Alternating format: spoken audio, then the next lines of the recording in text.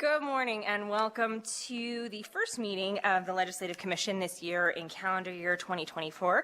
And thanks for those of you who are joining us who were pushed from January. We had some inclement weather that didn't enable us to go forward with that meeting, but we are here today. And we are going to begin with our roll call. We have 7 members attending here at the Grant Sawyer Building, 4 members, I believe, in Carson City, and then 1 member who is joining us virtually. Madam Secretary, if you would, please call the roll. Assemblywoman Backus? Assemblywoman Hanson? Here. Assemblywoman Howdeggy? Present. Assemblyman O'Neill? Here. Assemblyman Watts? Here. Assemblyman Yeager? Here. Senator Daly? Here. Senator Hanson? Here. Senator Krasner? Here. Senator Stone? Here. Vice Chair Harris? Here. Chair Cannizzaro? And I am here. It does look like we have a quorum this morning, so we'll go over a few housekeeping items before getting to our items for business on the agenda. As a reminder, anyone who wishes to testify today, please make sure to state and spell your name for the record so that we have an accurate record going forward. If anyone would like to receive a copy of the Commission's agendas, minutes, or reports, you may be added to our mailing list by following the links on the Legislature's website or by providing information to our staff. Contact information for staff is also listed on the Legislature's website.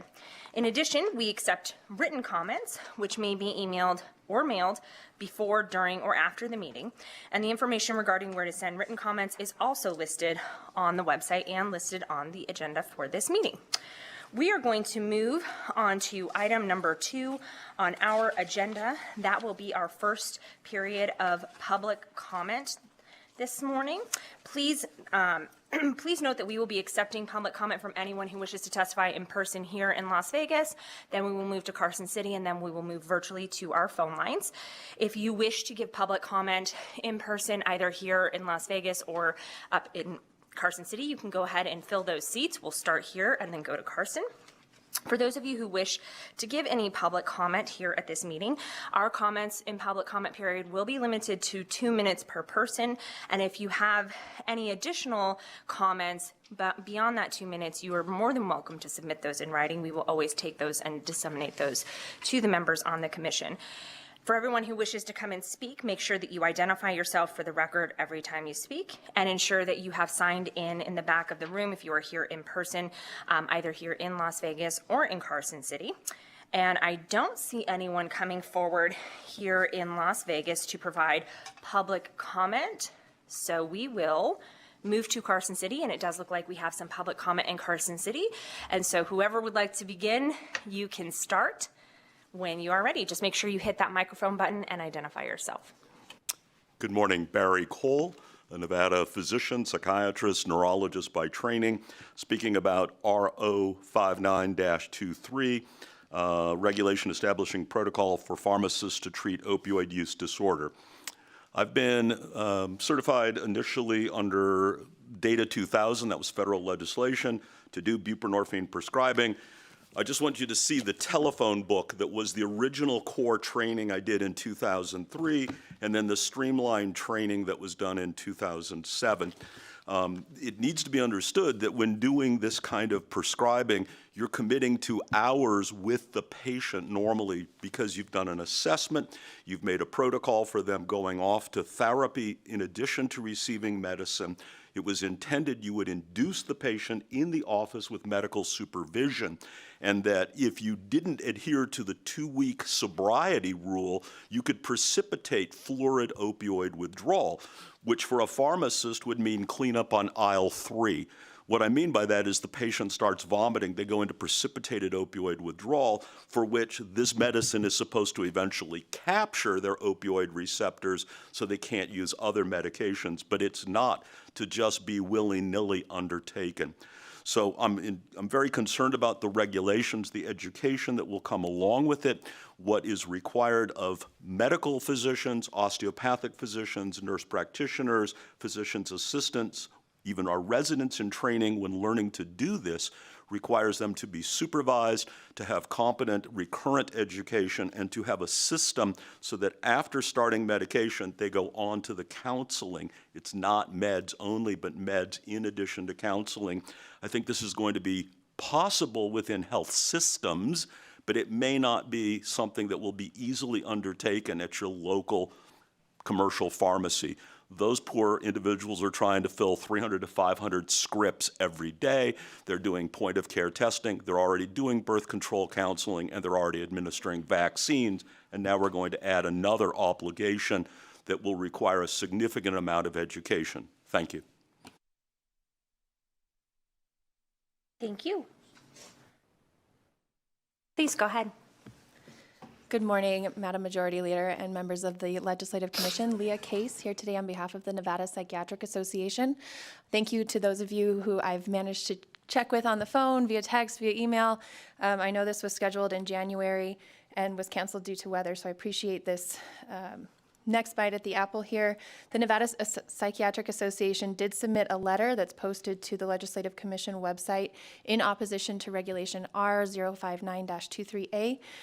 There are concerns with the broad and vague nature of the regulation, ensuring that, like the legislature has done in years past, prescribing providers have the competency, the education, the training, the experience, and the knowledge to do this task when you're working directly with patients, to do that assessment. Does assess mean diagnose? Are we now in the practice of medicine? And you heard from Dr. Cole, a physician who has practiced doing this in the past. There are 9 recommendations included in that letter. There's also a protocol that could be adopted from Rhode Island where pharmacists were doing this, and that protocol is outlined in that study. If that was adopted into regulation, it would meet all of the recommendations the Psychiatric Association has submitted in their letter. I also just really quickly wanted to point out the Board of Medical Examiners. This document came from the Sunset Subcommittee, one of my favorite subcommittees. Board of Medical Examiners has been in statute since 1899. That's our physician regulatory board. The Board of Pharmacy has been in statute since 1913. So this is a drastic departure in what has been in statute for well over 100 years, that we're now putting this assessment and prescribing power into a different authority. It's just been a really interesting moment to look at the different policies that we have for our prescribers, for our MDs, DOs, for our APRNs, for our physician's assistants, and now what we require for pharmacists. And just looking at those requirements statutorily and in regulation, they don't match. So we're treating our prescribing providers differently, and aligning those requirements would make a lot of sense. Thank you. Amazon. Great, thank you. Anyone else wishing to give public comment in person here in Las Vegas or Carson City? Seeing none, then we will move to our phone lines. BPS, will you please move to anyone who wishes to give public comment to us via phone? Yes, thank you, Chair. If you would like to participate in public comment, please press *9 now to take your place in the queue.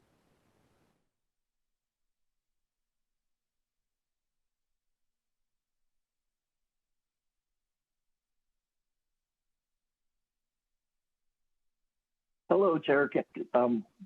Hello, committee. My name's Ken Kunke, and I'm with the Nevada Pharmacy Alliance.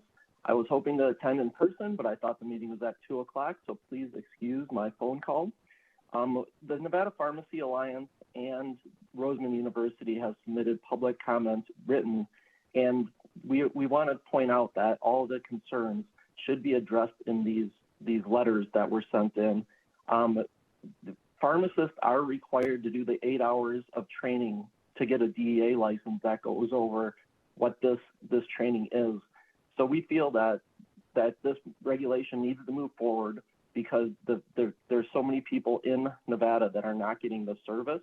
And we don't see, companies and pharmacies and pharmacists are going to do protocols. They're going to follow the actual guidelines that are out there by SAMHSA and the other organizations. And it's not like we're just going to be giving this to anybody. So we please encourage you to pass this legislation so we can move forward with this. Thank you.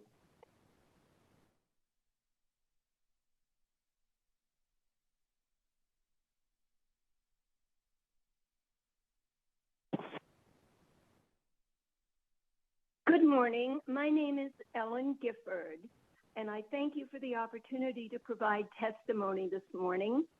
Today, you will be considering the Secretary of State's proposed regulation R094-23. This proposed regulation contradicts and seeks to change an existing statute, and that can only be done through a legislative session, therefore should not be approved today. NRS 293296 states that any registered voter who by reason of a physical disability or an inability to read or write English is unable to mark a ballot or use any voting device without assistance is entitled to assistance from a consenting person of his or her own choice. There is no mention of assistance from a device. A device cannot consent, and the words consenting person can in no way be misconstrued to mean a device of any kind. This law has been in place for many years, allowing a disabled person to bring someone, perhaps a friend or family member, with them to be of assistance. This law has worked very well all these years, and spending taxpayer dollars to hand out mobile devices all over the state is absolutely unnecessary.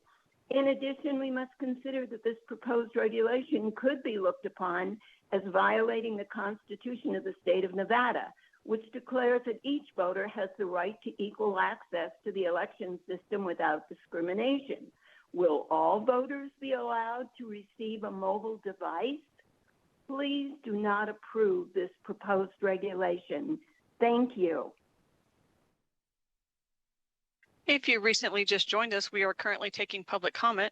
If you would like to participate in public comment, please press *9 now to take your place in the queue.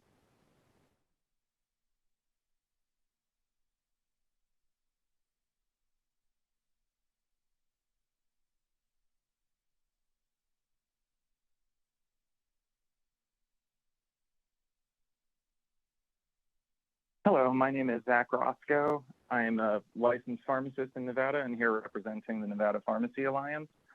And I'm here to support regulation R059-23A as written. I wanted to just provide a brief example of what this regulation might look like in application in the state by pointing to the state of Idaho, where I am also employed and working remotely into Idaho as the director for the Center for Advancement of Pharmacy Practice and Research at the Idaho State University. In July of 2023, regulations in Idaho were modified to allow pharmacists to independently prescribe controlled substances and provide patient assessments for associated services autonomously, very similar to the regulations we would have in place here in Nevada. These regulations do not require any additional training requirements beyond what is the standard of care in the community and what any pharmacist who would be engaging in these services would already seek out. As was mentioned earlier, pharmacists who obtain a DEA license are required to complete at least 8 hours of DEA required training.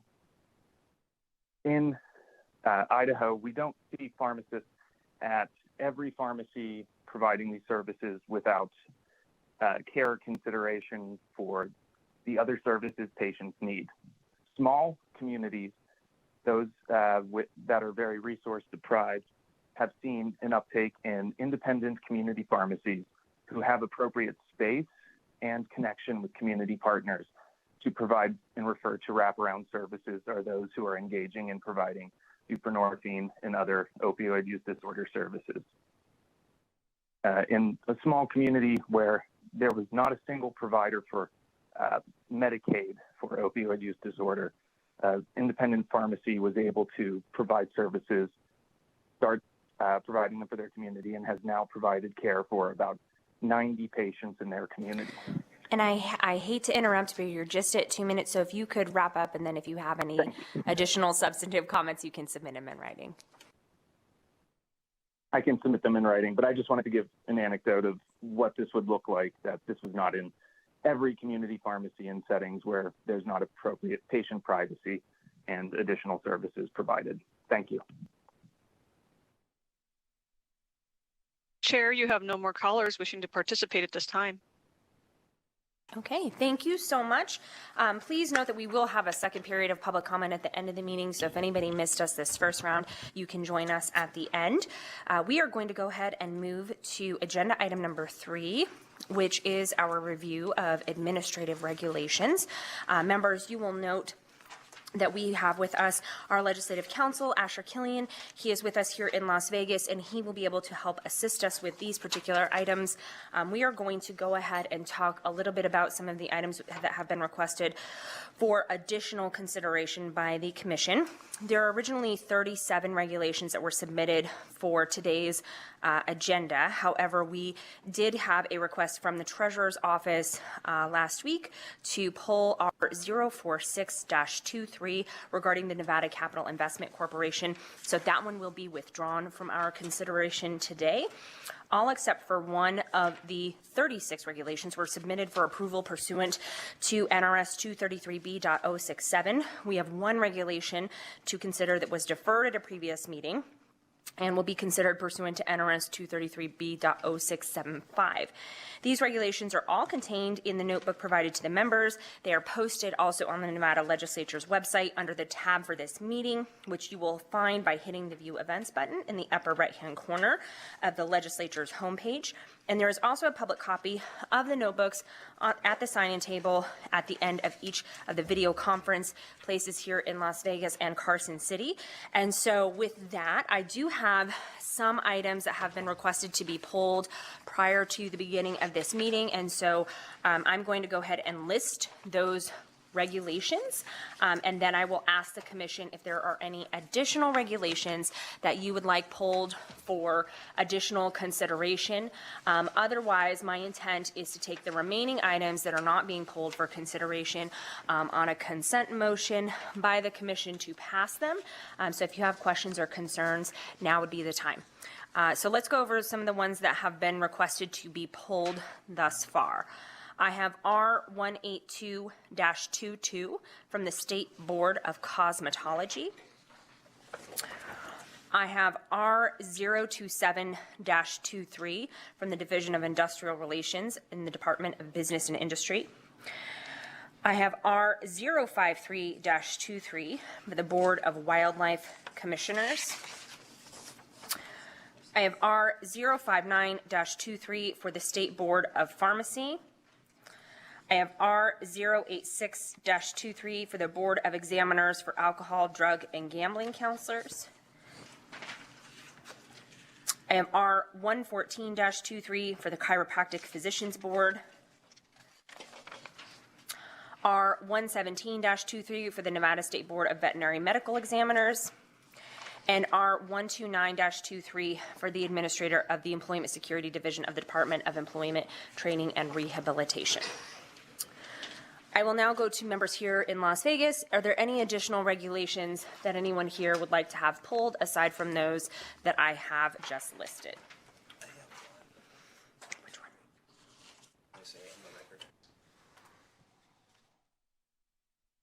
one? Thank you, Madam Chair. I just had one additional one that I'd like to have pulled. It's the very first one on the agenda, R084-22 from the Department of Motor Vehicles. Okay, great. We have that one on the list. I don't see anyone else here in Las Vegas raising their hand. We will go to Carson City, and then we will go to you, Senator Krasner, virtually if there's any additional ones that you want pulled after those joining us in Carson City. Anyone in Carson City wishing to have additional regulations pulled for further consideration? Senator Hansen. Thank you, Madam Chair. Yes, I have three, actually. R02323, R05623, and R12223.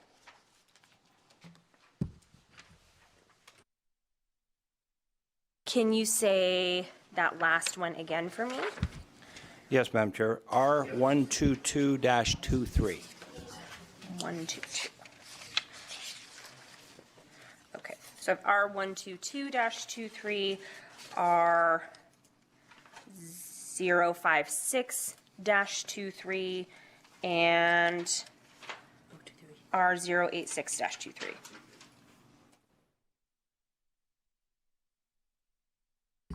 Well, that was R056-23. Yes, R056-23. Yep. And then R086-23 and R122-23. Right. Anyone else in Carson City? Senator Krasner, did you have any additional regulations to be pulled? No, thank you. Okay, great. Members of the commission, that will leave us with several on our motion. If you have heard and you are here on behalf of the agencies for which we just said you are being polled, you are going to spend some time with us this morning. If you are not on that list, just hang tight for a few minutes as we go through the first item of business. We have then, for a consideration on a consent motion by the commission, R130-22, R188-22, R197-22, R016-23, R017-23, R019-23, R024-23, R028-23,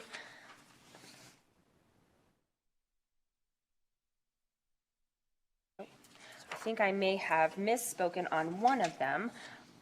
We are looking for, sorry, R023-23 and not. Did I get that one?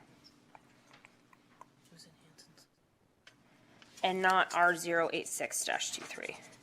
I believe that was from Senator Hansen. So I'm sorry, before I get ahead of myself, let me make sure I have that correct.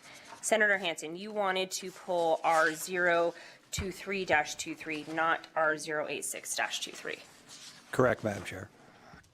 Okay, that was my, I had circled the wrong one. So let us start over with those that we are not pulling that will be up for consideration for a vote by the commission. R0, is it?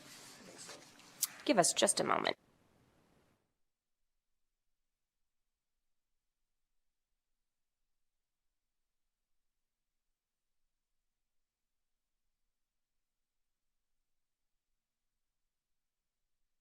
Okay, I think I figured out the issue was. I had attributed R086-23 to Senator Hansen, but I believe that was a request from Senator Daly in the initial list that I read for those to be pulled. So we are going to be pulling that one.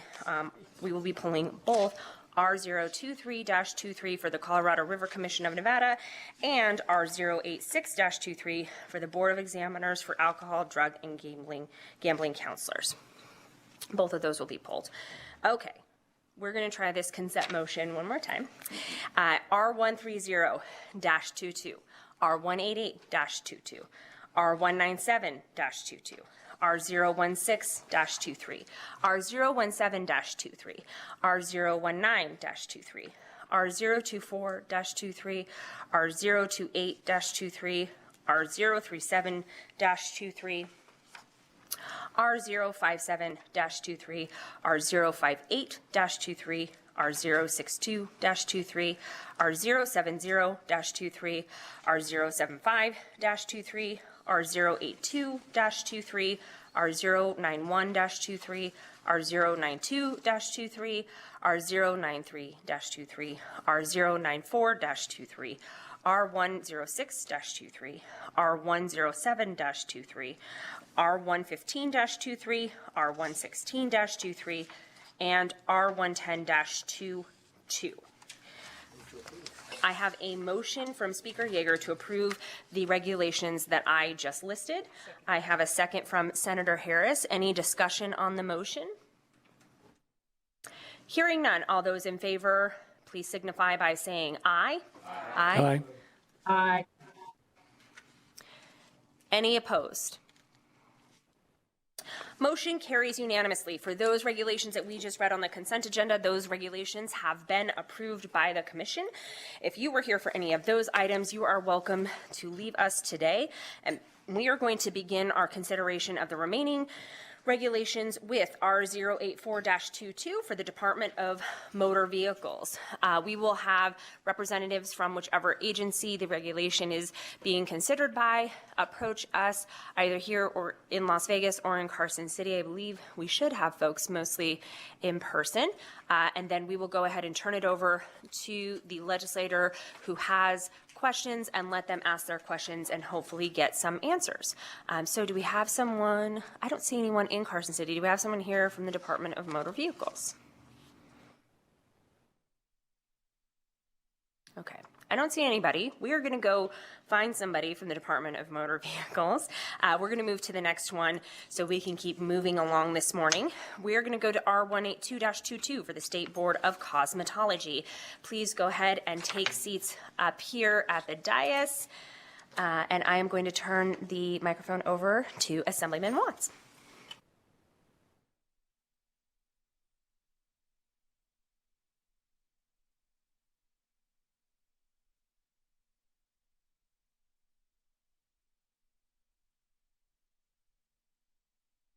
All right. Thank you, Madam Chair. Thank you all for coming. I'm going to try and keep this brief. First of all, I just want to express my appreciation to the board. I had some questions about this based on some concerns that were brought up from one of my constituents. I think there were a few letters that were submitted to the commission expressing some of the concerns about the regulation. And after I initially read through the summary and the small business impact statement, I still had some concerns, and I just want to express my appreciation for the a few rounds of emails that we went back and forth to get some additional clarity about this. Really this comes down, I support the vast majority of the regulation in section 83, or no, subsection 84, subsection, let's see, 1B5. The changes to the application of false eyelashes. Really what it comes down to is there's, as we know, there's a lot of businesses that are now operating kind of a sort of mobile service where they will go to a client at their home or at a hotel room to apply these false eyelashes. It sounds like we have a lot of issues in that industry with folks that are operating unlicensed. I think that figuring out enforcement for that is really important and compliance.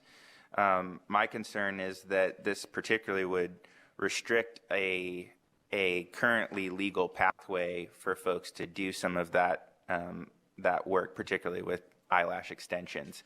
So based on some of the concerns that I've heard, instead of restricting this further, I think that we should focus on addressing some of those enforcement and compliance issues and getting some folks from that industry together to figure out what a path forward looks like. I'm concerned that this will end up just pushing more folks into a kind of unlicensed or unregulated space. So particularly because of that section, I'm not going to be able to support this regulation at this time. Thank you.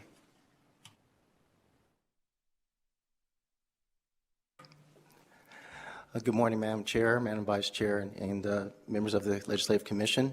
My name is Stephen McDonald. I'm the Executive Director of the State Board of Cosmetology. I have here with me Ms. Janie Huggins, our Chief Compliance Officer, and next to her is Ms. Lauren Huggins, Gossage, sorry, our Regulatory Compliance Specialist. We have had communications with Assemblyman Watts, and we are willing to, the board is willing to agree and not change that regulation. We'll leave it as is and go back to the drawing board for that particular regulation and to get with the industry and to work with Mr. Watts. Thank you very much. Okay, thank you. So I want to clarify then. It sounds like there may be, based on some of the concerns raised by Assemblyman Watts, some way to maybe rework this one so that it's sort of meeting that piece and addressing his concerns about the unlicensed practice areas, or folks who might be practicing unlicensed. Stephen McDonald, for the record. Absolutely, Madam Chair. Okay. I appreciate that, and always appreciate when folks are willing to work with us. As you know, the Legislative Commission, we sort of have the ability to either approve a regulation in total or not approve it. And so I think at this point, given your statements today and the concerns that were raised, what I would like to do is to send this regulation back to you all to work on some of that language and hopefully bring us back something that does meet that particular issue and does address that concern so that we can approve it in a future meeting. Madam Chair, this is a rewrite of all of our regulations, the whole chapter. This is but one section that Mr. Watts had, Assemblyman Watts had, and so we were willing to take that out, but definitely approve the rest of the chapter. The issue for the Legislative Commission, and I'm sure Mr. Killian can certainly address this, is that we have limited authority to be able to change regulations that come before us. We are tasked with reviewing a regulation as it comes before us, and either approving that regulation as it is presented in total. We do not have the authority to make amendments or to change pieces of it, even if there was one word that should be different. We don't have the authority to make that change. We have to just wholesale approve those regulations. So it's tough when we do have something that in large part is agreeable, but there are concerns about a particular piece of it. And so that's a little bit different than when we're in the legislative process. And so if there's even a piece of this that needs to be reworked, certainly I think on a smaller time frame, I don't hear any other concerns from members of the commission at this point so far on the remainder of the regulations. But to change that piece, we would have to send the whole thing back and then have it come back to us with those changes, if that makes sense. And then I will defer to Mr. Killian if there's anything in that might be clarified more, or that you would want to clarify a bit. Thank you, Madam Chair. Asher Killian, Legislative Counsel. No, that was correct. Under NRS 233-B067, the only power the Legislative Commission has is to approve or object to a regulation. It does not have the power to amend regulations. So any change requires it going back to the agency to adopt a revised version to bring back before a Legislative Commission for approval. So if I might just try and tie this up. So I think what it sounds like is it would be great if you could bring back and have ready for us at our next meeting a revised regulation that just has the change in that one section removed, and then I think it sounds like we would be ready to approve that at the next meeting. Yeah, and I think that is, I think that would work for us. We'll take a moment and I'll just check and see if anybody else has questions for the board, and I'm not seeing anyone in Carson City. I think I see a hand, please. Thank you, Madam Chair.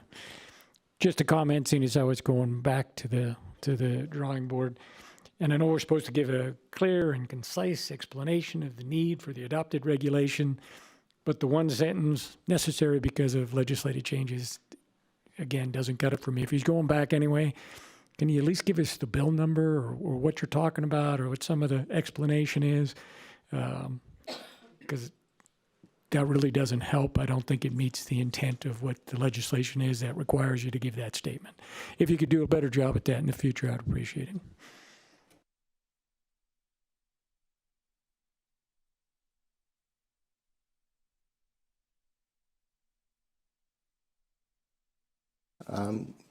Madam Chair, through you to you. Yes, Senator Daley, we will follow up with that. If I may, Madam Chair, I'd like to say thank you to the LCB's attorneys, Joe Stegmeyer, I hope I didn't ruin his name, and Sam, is it Quest?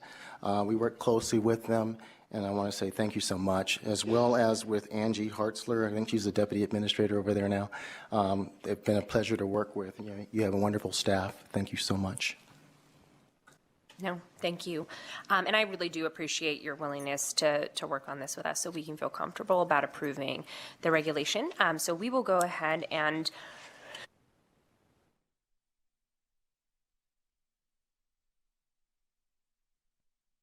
we're going to go ahead and send this one then back to you all to rework some of that language and hopefully have it back to us at the next meeting for approval. But thank you. Thank you, Madam Chair, Commission members. All right.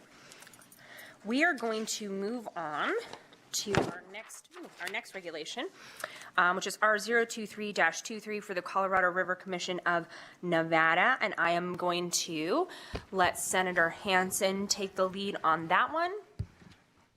Thank you, Madam Chair. Colorado River people coming to the table in Vegas? Nobody here. Don't see any. Oh, yes. Yeah. Give us just a moment. We are changing chairs. Okay.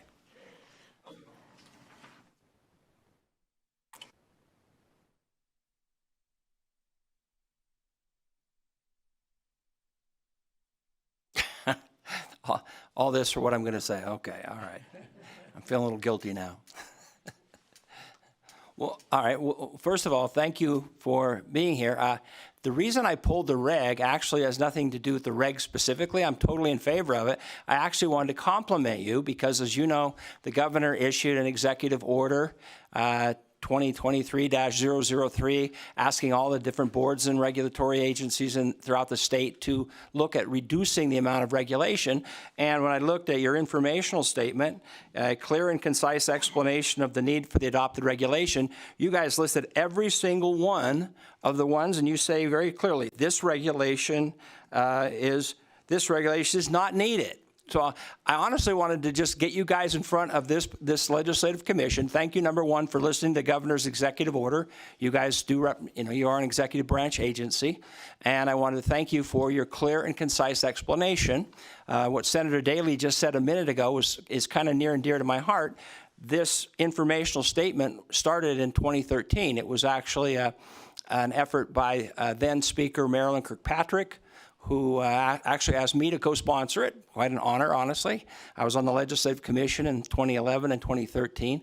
And the informational statement is kind of almost a cheat sheet for legislators to really find out what the regulation is all about. And what Senator Daley mentioned is a great concern to me, and that is a lot of these regulations do not have a very decent, concise, but fairly thorough explanation for us to understand. And he just jumped on the cosmetology board about that.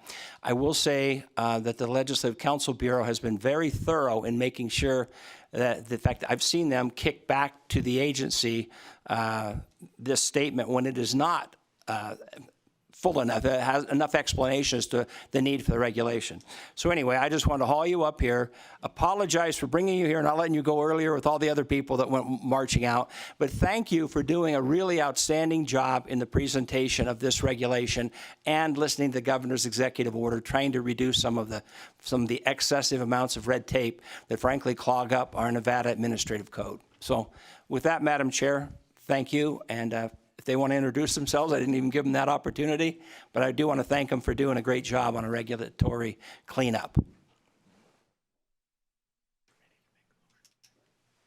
Senator Hansen, with all of that time this morning on that, and we certainly appreciate all the good work that our boards and commissions and executive agencies do. Do you have a motion to approve? Yes, Senator Daley just reminded me that I needed to do that.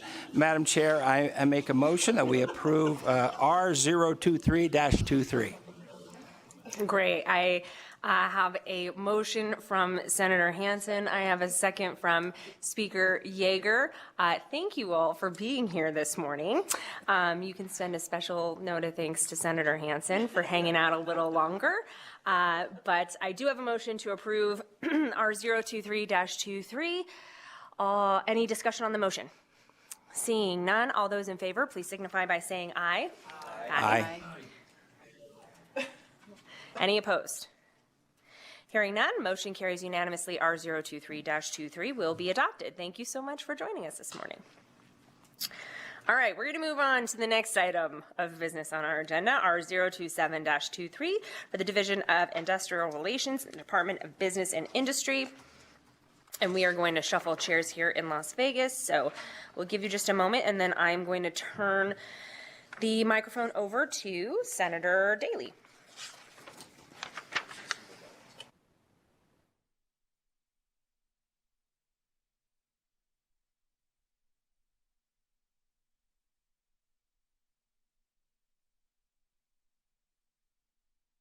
Senator Daley, whenever you are ready. Thank you, Madam Chair. And quick question, I think it'll be relatively easy depending on your answer on how easy it is, I guess. But at the very end of section 1, regarding a variance that someone may be asking if it's not denied, then they can have a hearing, you're deleting quite a bit of that language. And then it says that last sentence, and will have the decision published at least in at least 2 daily newspapers. Now, I understand we've changed away from newspapers, but things go on websites and various things. And then in section 2, you say, hey, we're going to keep an electronic or a stenographic electronic record must be kept at the hearing and the application for the variance. And then it says copies can be available to the parties. So I'm just wanting to know if people are asking for these types of variances and applications and hearings, and you were making them public, what's going to be the process, time, place, manner for those to be made public? It doesn't say they have to be anymore. So I don't know if I want to rest just on your word, but why are you not making them public anymore? And if you're planning on doing that, how are you doing that, and why don't we have it in writing? Good morning, Senator Daley. Victoria Carrion for the record. I'm the administrator of the Division of Industrial Relations. In answer to your question for variances, since it will no longer be published in daily newspapers, we will be posting those on our website, so there will be public information available. In section 2, where you're referring to transcripts of hearings, those are actually the hearings of the OSHA Review Board that hears contested cases. So in those cases, yes, there will continue to be electronic recordings, and those will be available in a transcript. Understood. So you're going to put it on your website, so there'll be a link or some fashion for you to make it public? Thank you, Senator Daley. Victoria Carrion for the record. So yes, the variances, those will be on our website and will be public. The transcripts for OSHA Review Board hearings, those would have to be requested, and somebody would have to actually pay for those if they wanted a copy of that. Understood. We have a different issue with the Court Reporters Board. We'll be asking some of those questions, but not here. That was my question, and I'm satisfied that it's going to be made public. That's all I wanted to be clear on. Ready to make a motion if you are ready, Madam Chair, if no one else has questions. Do any other members of the commission have any questions? I don't see any here. I don't see Senator Krasner is saying no. So yes, Senator Daley, we would accept a motion. Thank you, Madam Chair. I would move to approve Regulation R027-23 or adopt it. So move to adopt. Okay, I have a motion from Senator Daley. I have a second from Speaker Yeager. Any discussion on the motion? Seeing none, all those in favor, please signify by saying aye. Aye. Aye. Any opposed? Motion carries unanimously. R027-23 will be adopted. Thank you so much for being here this morning. Okay. We are going to go back to the first regulation on our agenda. I believe we do have someone from the Department of Motor Vehicles, Mr. Sever, joining us. And so we will go to R084-22, and I am going to begin that one with Speaker Yeager. Thank you so much, Madam Chair, and thank you for being here, Mr. Sever. Just a couple of questions about the regulation. I think I understand what you're trying to do, but wanted to hear just a little bit more, I guess, from you on what's driving the change. It looks like changes are being made to the DUI school, which I think has been in place for quite some time. So could you just give me a little background in terms of what was driving the agency to want to make changes with the DUI course?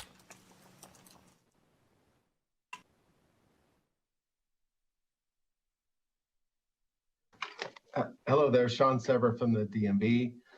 Sorry, I was late to the meeting today. I thought it started at 2. My apologies.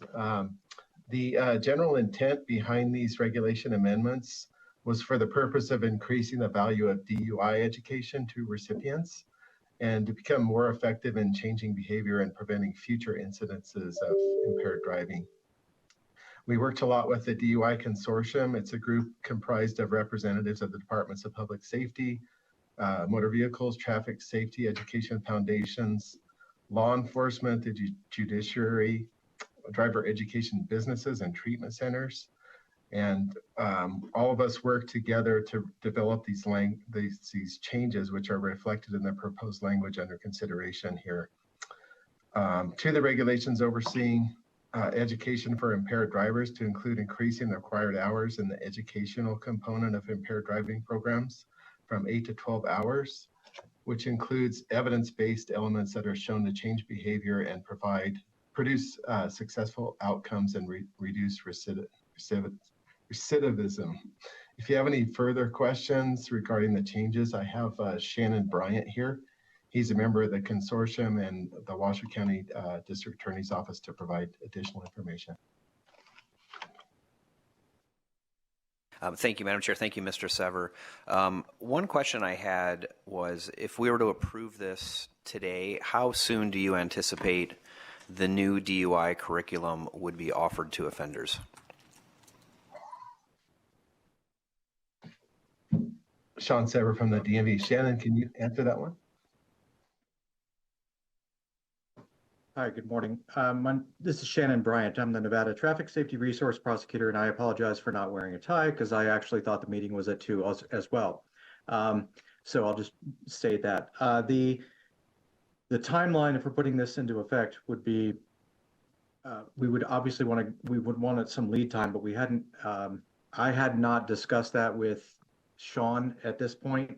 I believe that Meg Mata, who's not here, had discussed that, but it would be obviously after the passage, and we would want to give some time to the existing schools to either adjust or close down their operations because they would not be then meeting the minimum qualifications for the DUI curriculum. Great, thank you, and thanks for the latitude, Madam Chair. I think that makes sense. I guess the last question I have is just, you sort of indicated a little bit that there are existing schools who probably aren't going to be able to meet the new minimum requirements. In your work on this, were there any concerns expressed that there won't be enough providers? My concern being that, we have, unfortunately, quite a few DUI offenders in the state, and do we have any concerns about availability of the new course given the stepped up requirements? Yes. Shannon Bryant again for the record.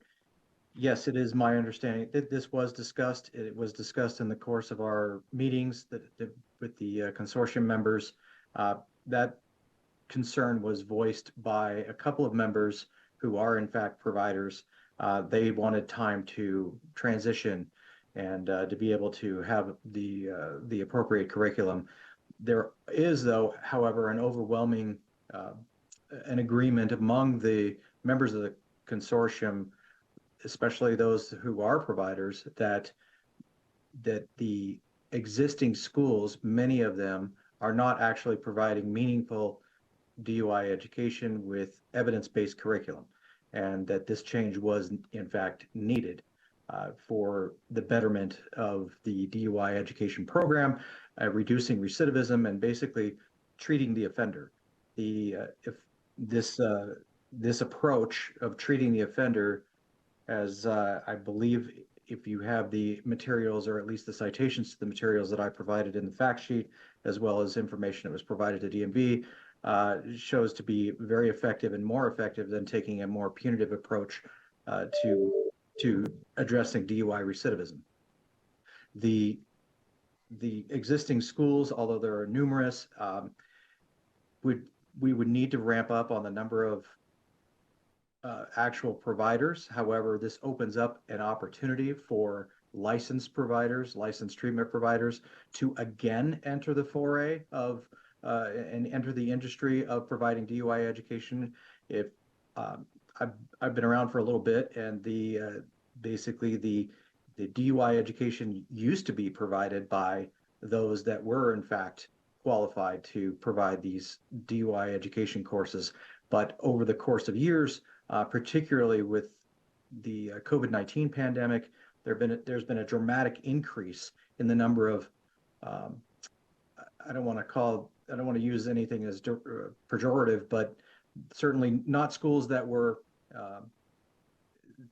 just interested in basically checking a box, and they were providing pre-recorded materials that perhaps weren't of the best quality. Someone could just sit there and click next and have the DUI education course with no meaningful information being provided to the offender. Once this is corrected, it is our understanding and belief that the treatment providers that were once providing this education will then have the opportunity to get back into providing this meaningful service, and also be a part of that, the industry in providing the 12 hours of evidence-based curriculum. Thank you, Madam Chair. I did have one further question, and thank you for the explanation. Obviously in favor of anything we can do that's more evidence-based and effective in deterring recidivism. Did the group discuss, or do you have a plan for how to track the efficacy of the new course once it's in place? I mean, is that something that's going to be handled by local prosecutors, or is the group that actually worked on recommending this change going to look at recidivism to determine what impact the new course had? Yes, Shannon Bryant, again, for the record.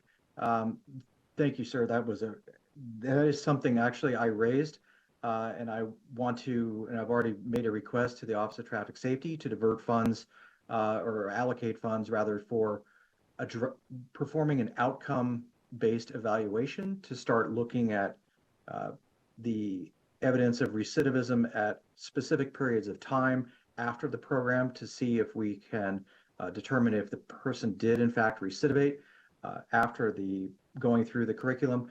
Also want to look at whether there's been a relapse. So there will be the outcome-based evaluation that will be performed through interviewing the offender. It would have to be done within a fairly short period of time, because we're not going to be able to keep track of everybody like a year after they finish the program, but within a very short period of time, at least to get an idea of their feelings, their subjective viewpoints on the effectiveness of the program. And then with these two approaches, the subjective approach and the objective recidivism, it is my belief that we'll be able to track the efficacy of the DUI curriculum.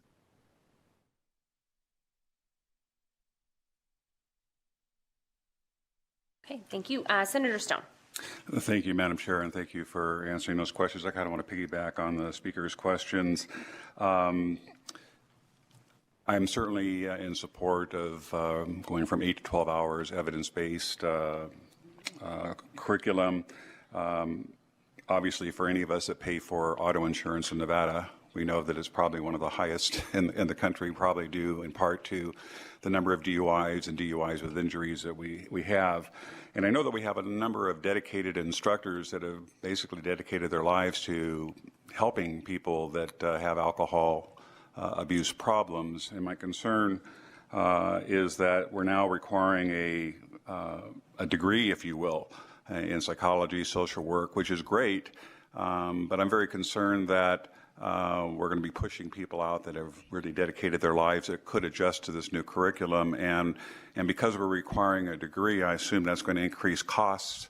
A lot of these people that find themselves with DUI sometimes are lower economic folks that may not be able to afford these programs. So did you discuss affordability and the adaptation of people that are qualified to teach these courses, even with a new curriculum, without the necessary credentialing that's required in this regulation?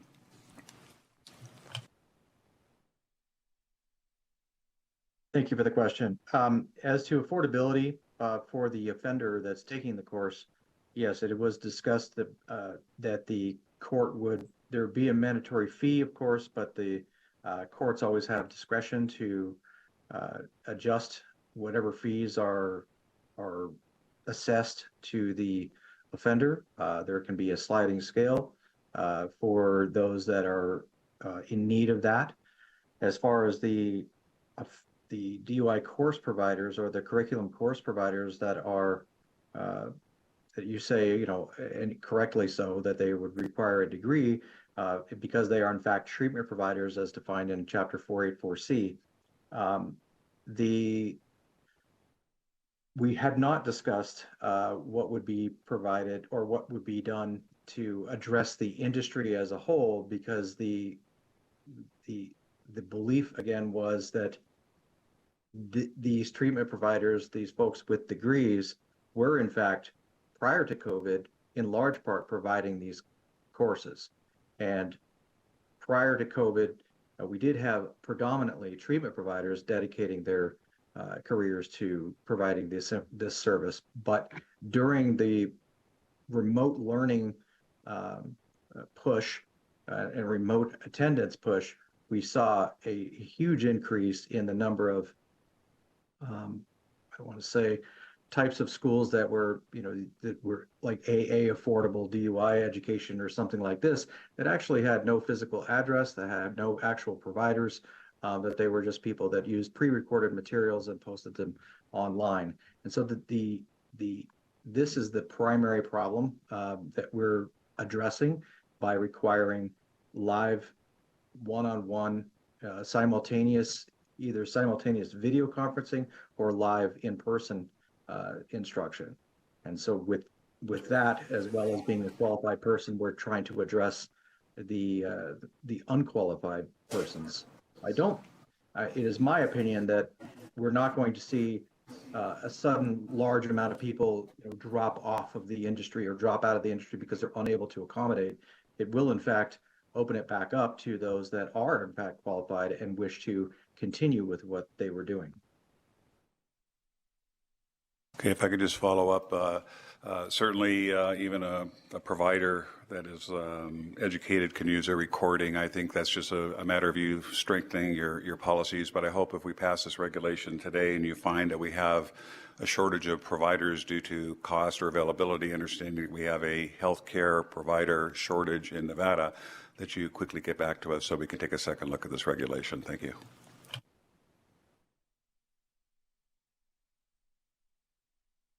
Madam Chair, if there are no other questions, I would move to approve the regulation. I have a motion from Speaker Yeager to approve. I have a second from Senator Harris. Any discussion on the motion? Seeing none, all those in favor, please signify by saying aye. Aye. Any opposed? Oh, I got ahead of myself. Any opposed?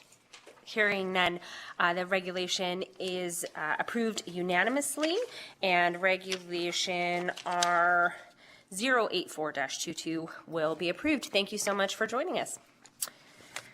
Thank you. Okay, we are going to move again to the remaining regulations we have for consideration. We are going to welcome up the Board of Wildlife Commissioners. We actually have two regulations that were requested to be pulled from the Board of Wildlife Commissioners. We're going to start with R053-23, and I believe that one was a request from Senator Daly, so we will hear that one first. And when we have concluded our discussion on that regulation, we'll move to R122-23, which is also the Board of Wildlife Commissioners, and I'll turn that one over to Senator Hansen. So I believe we have someone with us in Carson City. Senator Daly, when you are ready for consideration of R053-23. Thank you, Madam Chair, and I think it'll be fairly straightforward and quick. But I believe it's in sections 8, 9, and 10. You guys delete the reference to the driver's license number that you have to put in the application. And from what I could glean reading your statement of the need and some of the things is that people request public information documents in the list, so you wanted to take out any conflict where I think you could have held it back before because it's personal identifying information, but this just makes it clear that they don't have to submit it in the first place. That's what I understood or gleaned a little bit from that. Go ahead and answer that question. I have a follow-up. Thank you, Senator Daly. Kaylee Musso for the record. And you are absolutely correct in that assumption. We did remove that in order to make it easier to comply with PII. Well, and then this is the part where for consistency's purposes, I don't know exactly, but in section 18, subsection E for falconry licenses, it's still there. It says driver's license number and applicant, if he or he has a driver's license, is still required to be submitted. Is that just an oversight, an error, or did you leave it there, and why aren't we being consistent? Thank you, Senator Daly, for pointing that out. Kaylee Musso, again, for the record. I believe that was left in there because for falconry licenses, they do like to have multiple addresses to be able to go inspect the conditions for that falconer keeps those raptors in. So I think it is pertinent to leave the addresses in that falconry section. And, excuse me, and thank you for that. I was wondering why there was a question and why we weren't being consistent with the other licenses. We took it out. And again, you can still collect that information without necessarily having that. I'm okay with your explanation. We can pass the regulation. It was there before and wasn't an issue. I'm not sure it will be now. But you should probably think about being consistent in the future. Thank you, Senator Daly. I will take that back with us. And we do want to take a look at all of our permits down the road in the future to make that process easier for customers as well. So I'll make sure to take that back to our department. Thank you. And if there's no other questions, ready to make a motion, Madam Chair. Any other members of the commission have any questions? Hearing none, then I have a motion from Senator Daly to approve. I have a second from Assemblywoman Howdigi. And any discussion on the motion? Hearing none, all those in favor, please signify by saying aye. Aye. Any opposed? Hearing no opposition, the motion will carry unanimously. Our 053-23 will be adopted. And please mark Speaker Yeager as having been excused from that vote. We will move now to our 122-23, and we will turn that one over to you, Senator Hansen. Thank you, Madam Chair. Yeah, and we have here in Carson City, we have two folks from NDOW here. Question is, this is simply allows the department to establish a moose season, as I understand it. Is that correct? Thank you, Senator Hansen. Sean Espinoza, Game Division Administrator, for the record. Yes, that is the first step in establishing a season for moose. Now, is NDOW planning on actually trying to implement this hunting season this year, or is this further down the road? Yes, that is correct. This will be for the 2024 season. Okay. Now, how many tags are you guys estimating you're going to put out for the antlerless and the antlered moose? It will be very limited. That process is still in, I guess, what you would say in process, for lack of a better word, but it'll be heard before our May Wildlife Commission. So, but it's going to be very limited, somewhere between 1 and 5 tags. Mm-hmm. And how many moose are you guys estimating are in Nevada now? And what drainage? They're all in Elko County, I understand, aren't they? And how many have you guys estimated your rough population is? Yeah, so the estimated moose population is somewhere between 100 and 120 animals, and it exists beyond Elko County, but the majority of the population does exist in Elko County. We don't know if there are moose that exist in White Pine County. That is a possibility, but there have been sightings in Humboldt County as well. Now, there's always transitory animals that show up, but we have actually got an established moose population. As far as I know, there's never been a moose population in Nevada. I'm thinking, read all sorts of archaeological reports, I'm digging up bones and so forth. We had bison, we had all sorts of stuff, but I don't recall ever having moose. Is this kind of a unique, what do you attribute moose coming in Nevada? Moose, in my mind, are cold weather, Canada type animals, They're furthest range south would be maybe Wyoming, upper Idaho, Montana. Now we've got them in Nevada. What do you attribute that to? Thank you for the question, Senator Hansen. So they're relatively a newcomer into North America as far as that size of an ungulate goes, but they are moving southward and expanding into available habitats. We feel that at some point in Nevada, they will reach their carrying capacity and will stabilize. But right now, they are increasing. We've had 9 cows collared and 4 bulls. The cows have been productive. There's 14 calves that we know that have been produced out of that. We've requested sightings from folks since 2018, and that number has increased each year to the point last year we had over 170 sightings of moose in Elko County just on its own. What is causing that expansion is difficult to say, and where they're coming from is a little difficult to know for sure, but we feel that they've moved in from Utah and southern Idaho.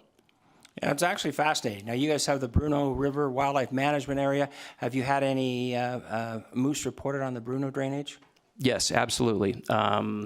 From basically the Nevada border with Utah all the way down to the Rubies and westward all the way over to the Santa Rosas, the snowstorm range, but the stronghold of the population appears to be in the Snake Range, Merritt Mountain, Elk Mountain, Jarbidge Wilderness, and Bruno River and Marys River drainages. Mm-hmm. No, it's actually fascinating. The reason I want to talk to you about it is, one concern I do have is if you're going to issue 1 to 5 tags, how many applications do you anticipate, and how much revenue will just the application process generate for the Department of Wildlife? That remains to be seen, but we think there could be anywhere between 20 and 30,000 applicants for those tags. And okay, so you give out 5 tags, but of the 20 to 30,000 applicants, what do you guys make off of that application process? It's $3 per application. So you're about $100,000. Actually, I'm sorry, I should correct that. It's $10 per application. Okay, so you have 30,000 of them times $10, $300,000 to the department. Mm-hmm. Well, that's pretty good, considering you only have to give out maybe a maximum of 5 tags, and so I don't know. That makes me a little nervous, but I'm actually delighted to see this whole thing happening. I'm just I'm kind of amazed about how much in such a short window of time. I remember when elk were a new thing in 1993, which is now 30 years plus ago. And that was, again, there was sort of initially you planted a bunch, but then there were clearly a lot of them migrating from other states into primarily White Pine and Elko County. And now you have a pretty, what do you have, 10,000 elk in Nevada now, right around there? It is close to that, yes. Mm-hmm. So it's been a phenomenally successful program, but some of it's just simply nature taking its course. And apparently you guys never planted any moose in Nevada. This is strictly migrating in from other states. Actually, Alexis and I and our grandkids saw one when we were at Jarbidge maybe 2 summers ago now. But anyway, all right, Madam Chair, well, that answers my question. So if you're ready for unless NDOT wants to say anything additional, but if not, I'll make a motion to do pass R122-23. I think we're all ready, Senator Hansen. Let's go ahead. I have a second. Wait a minute. From Speaker Yeager. Madam Chair, I thought you'd be quite excited about talking about moose populations in northern Nevada. No? Listen, my question on this was, do we even have moose in Nevada? But we've answered that, so I think we're all good. Good. Well, my motion stands. And we've got a history lesson on elk as well. Yeah, we have a motion and a second to approve. Any discussion on the motion? Seeing none, all those in favor, please signify by saying aye. Aye. Aye. Any opposed?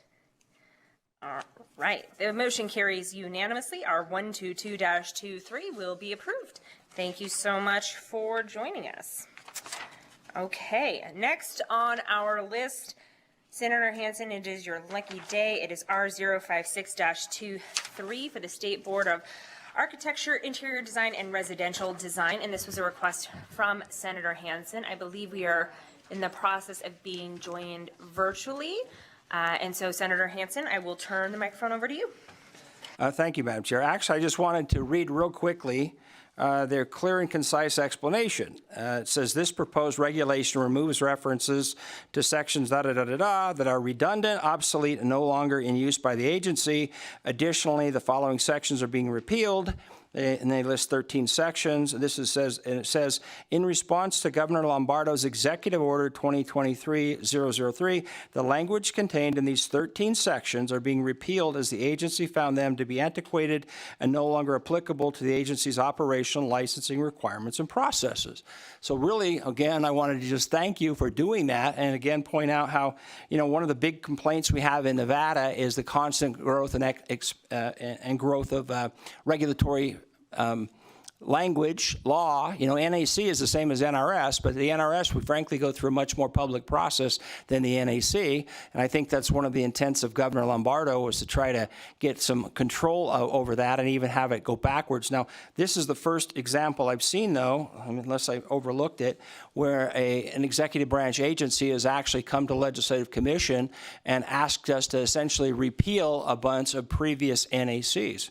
So I just wanted to reach out and thank in this case, the Architectural Board, for following what Governor Lombardo wanted to have done. And I'm just kind of hoping that in the future, Madam Chair, that we'll have a lot more things like this. I mean, one thing we definitely want to see is a reduction in the amount of red tape in the state of Nevada.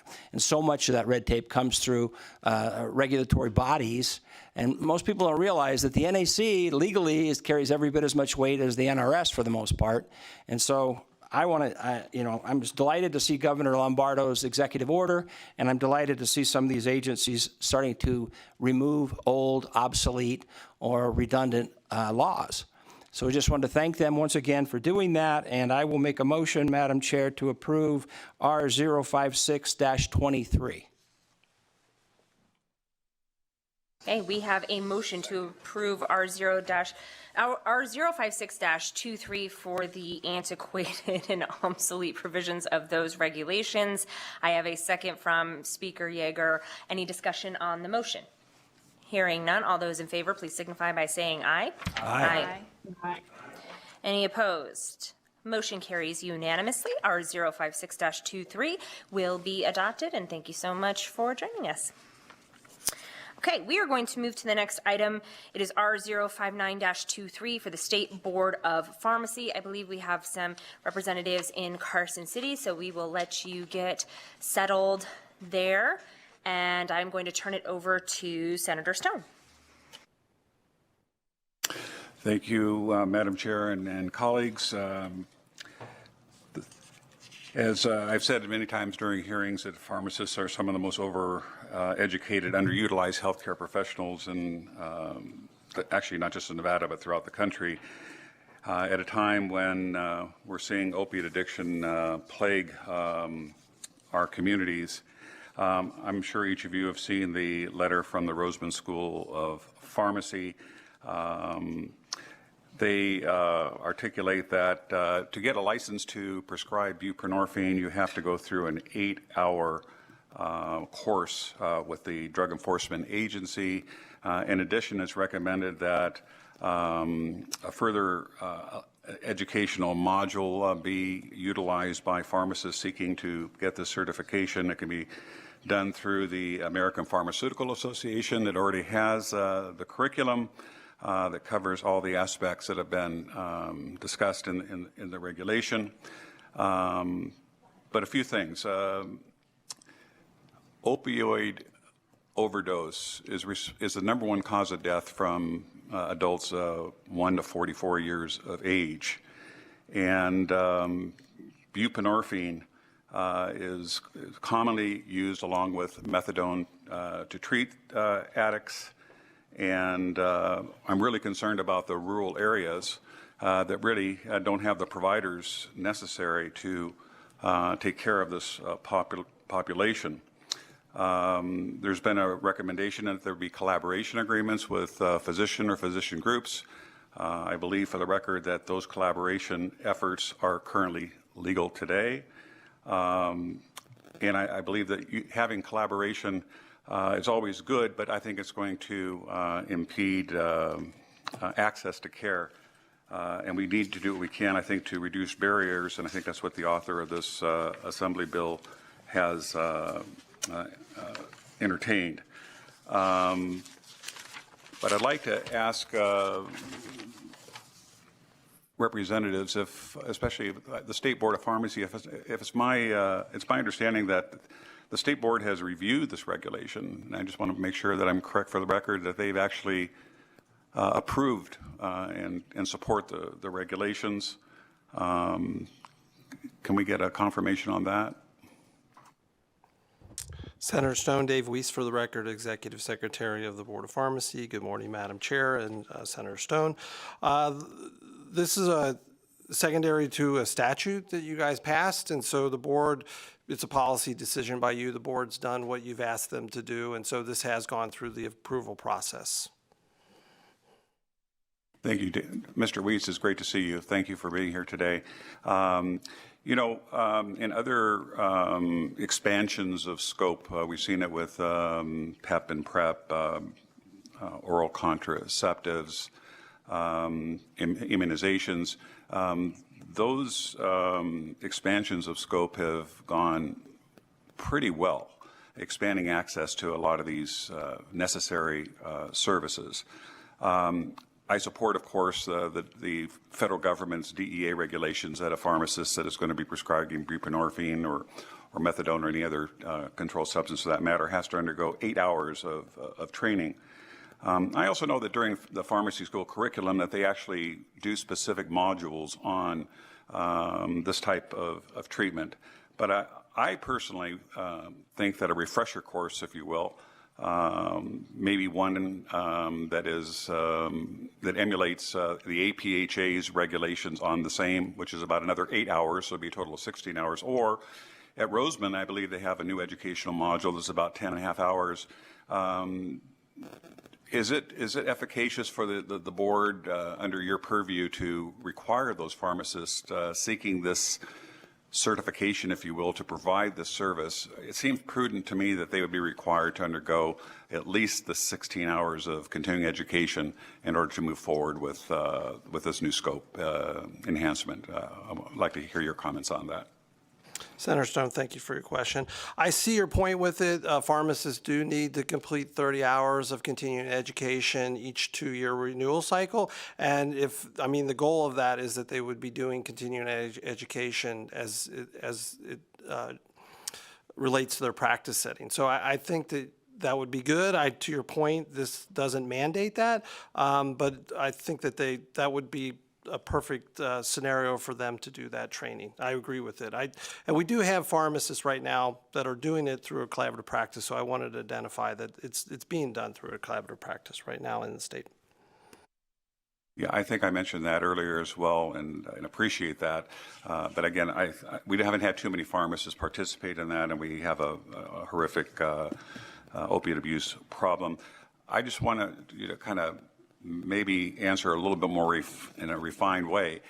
Certainly, a pharmacist has certain options that they can take certain courses for their 30 hours every other year, but I would like to see it that if you're going to provide the certification for a pharmacist to endeavor to do this type of service, that it would be required that they have to participate in one of the board sanctioned courses that will further enforce their abilities to provide this essential service. Senator Stone, Michael Hillerby on behalf of the Board of Pharmacy, if I may. Obviously, the ultimate decision to approve the regulations belongs to this body, and ultimately only the legislature makes scope of practice decisions. The regulations, the Board of Pharmacy felt like were consistent with the law. AB 156, which passed unanimously, did not include additional specific training requirements. It asked the board to provide for the registration requirements, which is in the regulation. Obviously, if that's not what the committee wants to do, you can give us direction and we would take that back to the board and the board would do something. Again, we think these are consistent with the law that was passed last session with AB 156 in terms of the training.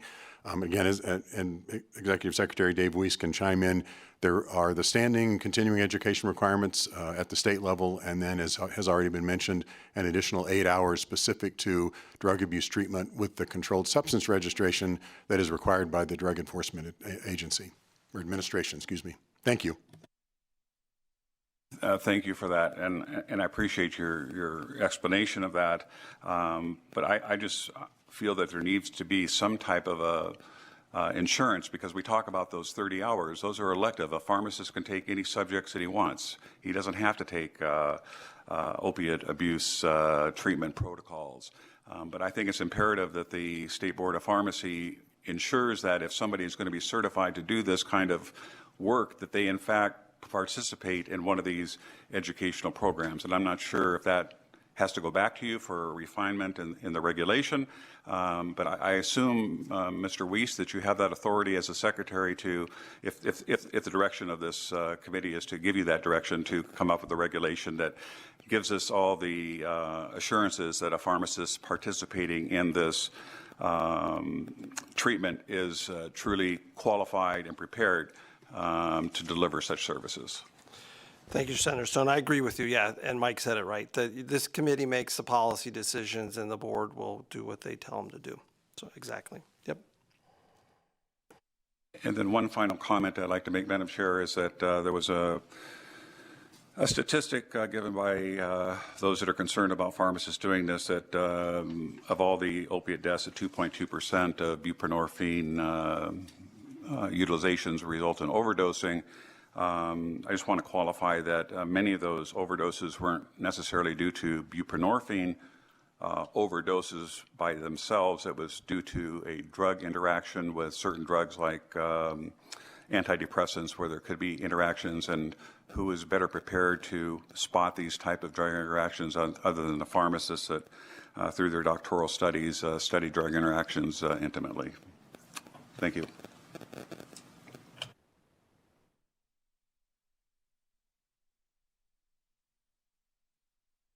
Is there additional questions or comments from members of the commission?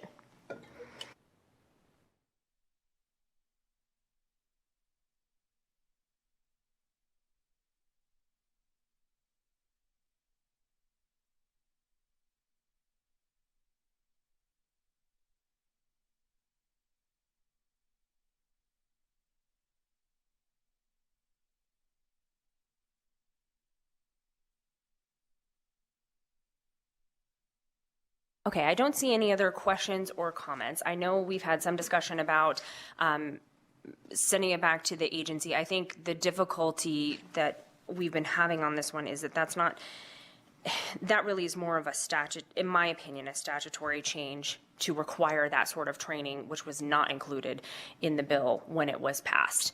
And so I think that's the difficulty with this particular regulation on the training piece. But I do think that your questions are well founded.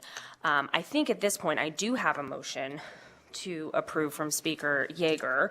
I have a second from Senator Harris, and so I think there's probably some, if I can give just sort of my own discussion on the motion, then I'll turn it over to members of the commission, some additional interim work that should be done to address this in the next legislative session to make sure that we are meeting training protocols and making sure that folks are working within their scope of practice and their duties appropriately, and that where there may need to be changes to either increase training or to I think make standards more certain across the board for different types of providers that could be working in this space, that is done, because I do think that's more of a legislative change than us through regulation imposing additional standards on folks that are not within sort of the purview of the board or within the purview of the legislation. And so what I would ask the board, in just my own commentary, is just to kind of keep an eye on this so that we can get good data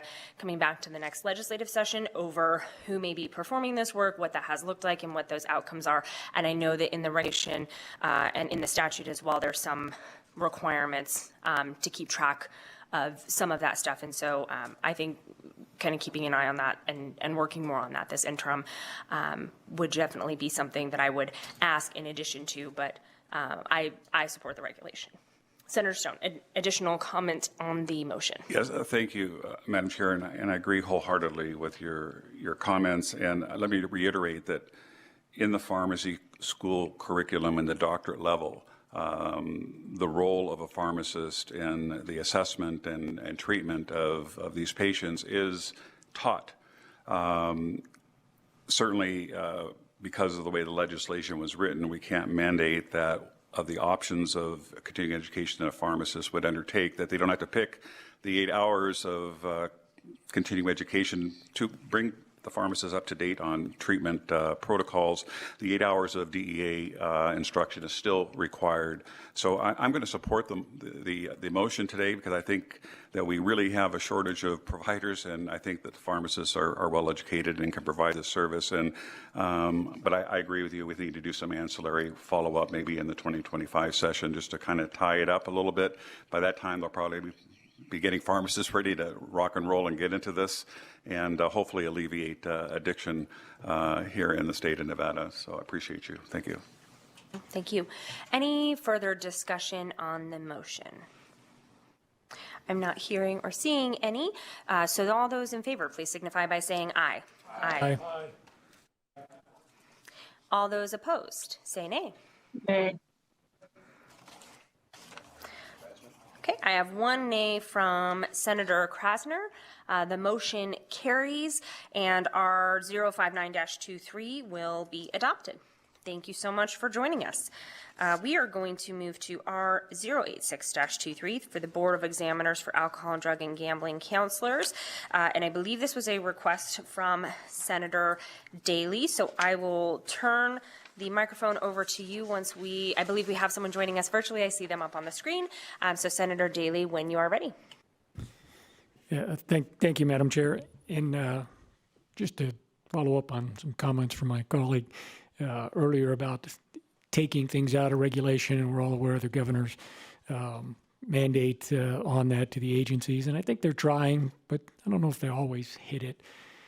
So explain to me, it's my understanding on this particular regulation, on a renewal for a license, you no longer have to submit or go through portions, or at least the fingerprints for the background check to get renewed. At least that's being deleted. So I don't know if that is in the interest of the public that we're trying to protect, the reason we have these rules. Or is there another section of the law or the regulations that would allow you to monitor whatever activity that would be found through the fingerprints that would potentially be disqualifying activity in between? Because you're removing that background check in this regulation. So what's the safeguard without this? Thank you, Madam Chair. Through you to Mr. Daly. I also have with me Colleen Platt on behalf of the Board of Examiners for Alcohol, Drug, and Gambling Counselors. I sit as their legal counsel. I also have with us Ms. Agata Goronsky, who is the Executive Director, and she can kind of piggyback onto my comments. What I would like to say is that, yes, we are removing the requirement for fingerprinting. Just recall that many licenses do not have this as a requirement to fingerprint upon renewal. They are fingerprinted upon initial application, and then there is an ongoing duty to report any sort of arrests or convictions as it relates to their activity outside of the licensing realm. And so they have an ongoing duty to report that information. This was, again, talking to streamlining licensing and allowing people to be licensed a little quicker. This was just an opportunity to be more in line with what other boards do and to streamline that renewal process. And I'll, Ms. Gronsky can add anything further.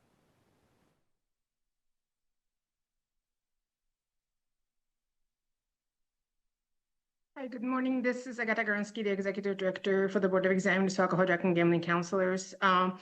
This regulation was put in place years ago because we had trouble, as Colleen mentioned a minute ago, that upon every renewal, there is a question, there is a testifying statements that every licensee before being approved for renewal has to answer, and those are whether if you were arrested or had been convicted between the renewals, and then they have to submit the supporting documents. So there were a very few instances that the licensees did not disclose that, and then we had found out through other sources, or it came out, or it came from the police department, we got the information. So we thought this would be a good idea to do the fingerprinting every other renewal. It did not change at all the dynamics of getting more accurate reporting.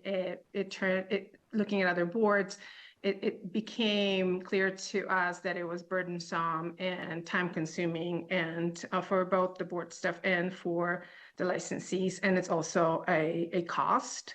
So we feel like just going back and being in line with other licensing boards and doing that upon initial application should be enough. Thank you. And thank you. And I don't disagree with you that several other boards and various things don't have the fingerprinting requirement. At least I haven't seen it. I don't know every single one. But that's what I was kind of looking for. So you have a questionnaire. So they're supposed to disclose. It's an honor system. I suppose if it's bad enough, you're going to hear about it somewhere. Maybe they just haven't been caught yet or whatever. Hopefully none of our counselors are also dealers, right? So I suppose understanding that cost in various parts, but there is a questionnaire on your application. Have you engaged in any of these activities that would cause you not to be eligible for renewal? I'm assuming that question is at least there, and you guys are going that far. You're shaking your head, yes, okay. Thank you, Madam Chair, through you to Mr. Daly. Yes, there's the questionnaire on the renewal application where they have to disclose whether or not they've been arrested since the prior licensure.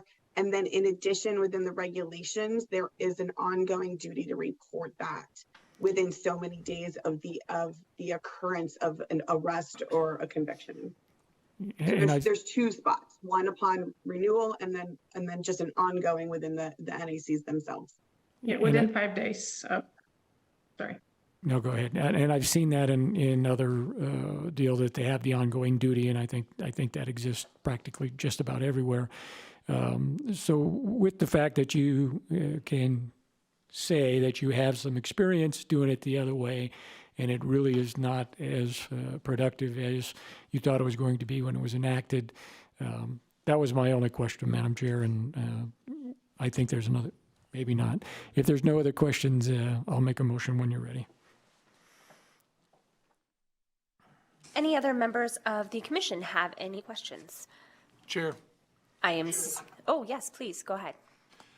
If I may, just to clarify, when they go for renewal and say that they have not been any arrests or don't report within the required 5 days, what is the action of the board once they find out? Is it an automatic suspension, removal, their license, and they cannot renew?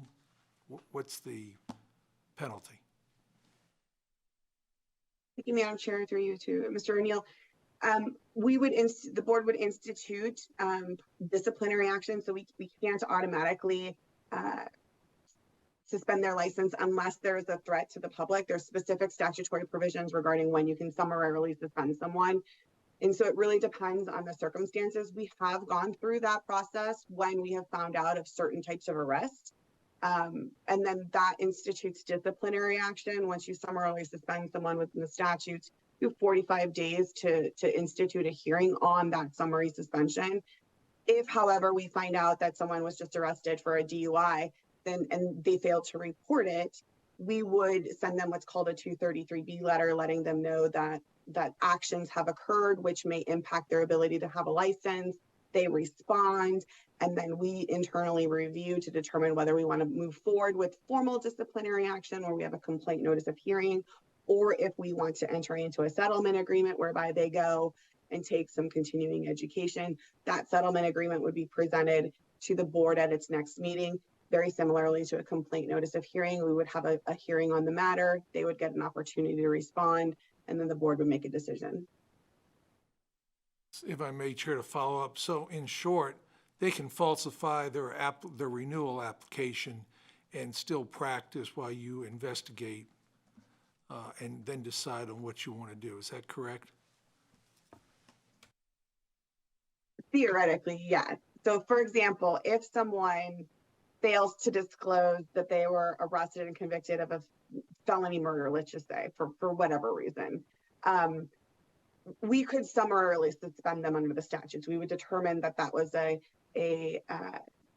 risk to the public safety, and then we could summarily suspend them. So that summary suspension, they would not be able to practice until we had a hearing on the matter, which statutorily is required to be 45 days. If, however, someone was arrested for a DUI and failed to disclose that, yes, we would send them a letter. We likely would not summarily suspend them unless there are other factors indicating that the public is at risk. We wouldn't summarily suspend them, and then we would move forward with standard disciplinary actions, pretty similarly to whenever we determine that we feel that someone has violated the regular statutes and regulations regarding the standards of practice. Thank you. I appreciate that explanation.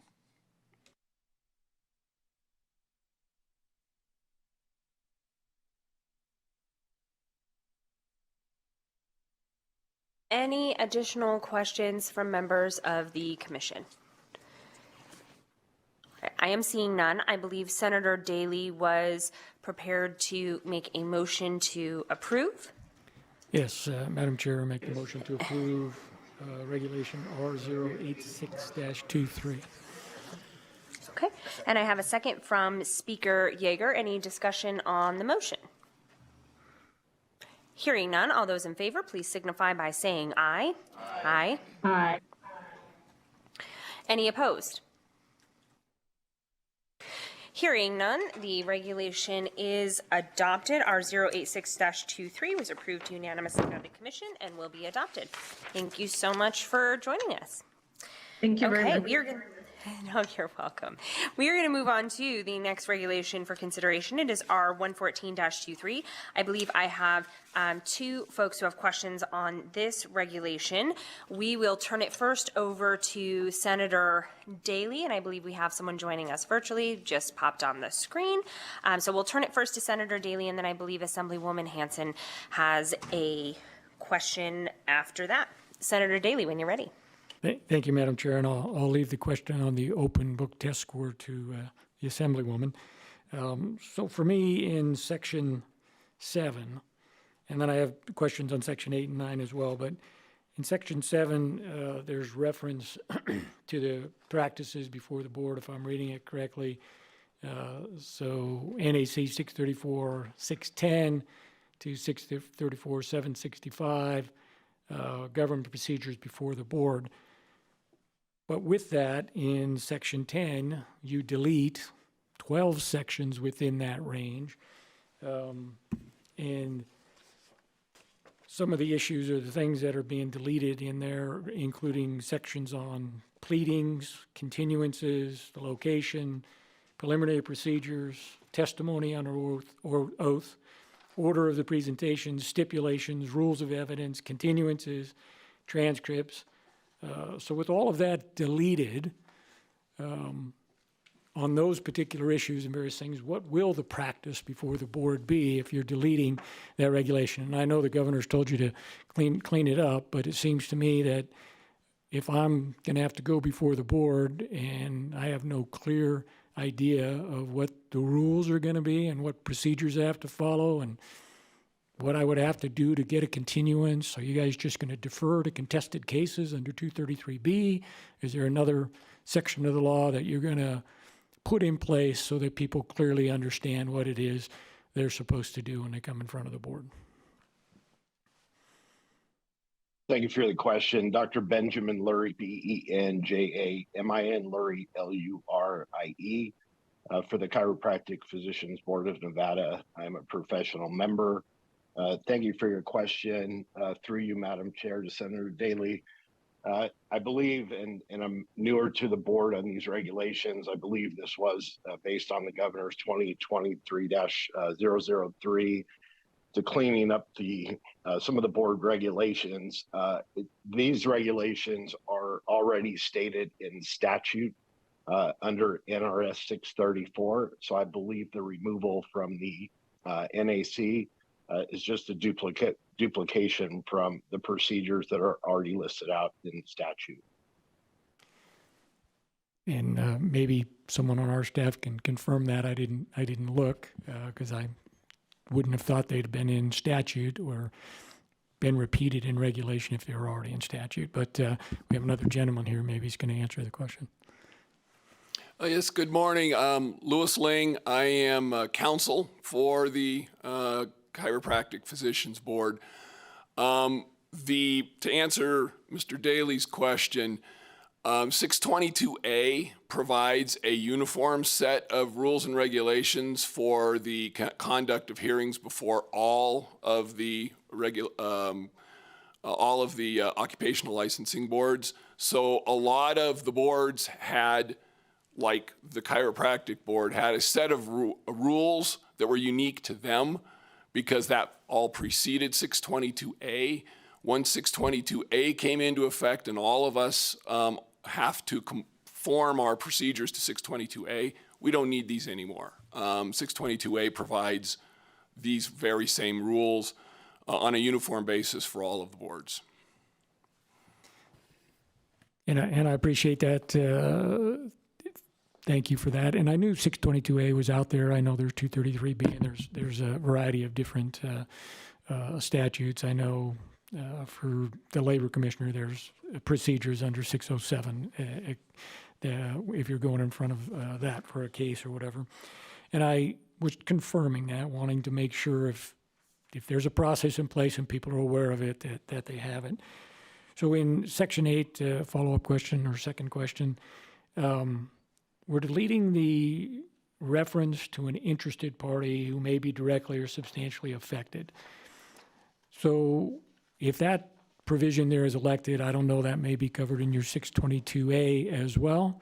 But who determines who else might be directly affected and how will they be able to participate if they're going to be? Do they got to petition the board? Is it covered under that other statute? Just want to make sure that if there was a process for a person who is going to be directly affected or substantially affected to be able to participate, is that completely gone, or is there another reference somewhere? Louis Ling, Board Counsel, to Mr. Daly. This set of rules is only for disciplinary proceedings. So 622A already has a section that defines who the parties are, which are going to be, in every case, it's going to be the board and it's going to be the licensee who is being charged. There is a separate procedure if there is concerns about, every board has to have this to allow public input. So if you want to change regulations or you have other concerns before the board, you can come before the board. But the removal of this language simply conforms with 622A. So your parties are going to be the board and the charged doctor. And thank you. I'm not talking about the part where people can solicit or ask or request for regulation changes. So is there in 622A intervener language? That's where we're trying to get to. So a person who is interested or going to be substantially impacted, do they have the ability to intervene and say, hey, I have a stake in this and I want to participate? No, there is no power for intervener in 622A. So deleting that language potentially takes people that are at least subject to your board out of the loop and being able, if they're going to be substantially or directly impacted. Well, it removes this language. I can't imagine who that would be when you're talking about the board charging a doctor with failing to meet some duty that the doctor was supposed to meet. Unless it's another doctor that was engaging in the same practice and didn't know it was wrong and say, hey, I'd like to come in and add some my 2 cents worth to say, hey, he didn't do anything wrong. Anyway, Section 9, subsection 1. And again, it's about the procedures and evidence, and this may be covered by 622A. So if somebody doesn't show up, if a witness who appeared to proceed, consider the matter disposed on the basis of the evidence before it in the manner required by, and then you list 634, 725, 740, 765, which are referred to standards of conduct of the parties, consolidation of the proceedings, matters of the official notice. I'm not sure how that relates to how you have to make your determination. I understand the part about evidence presented. I think that's what you're supposed to base it on. And Maybe I'm just not following, it could be. But I don't see how those actually relate in that section the way they're written up.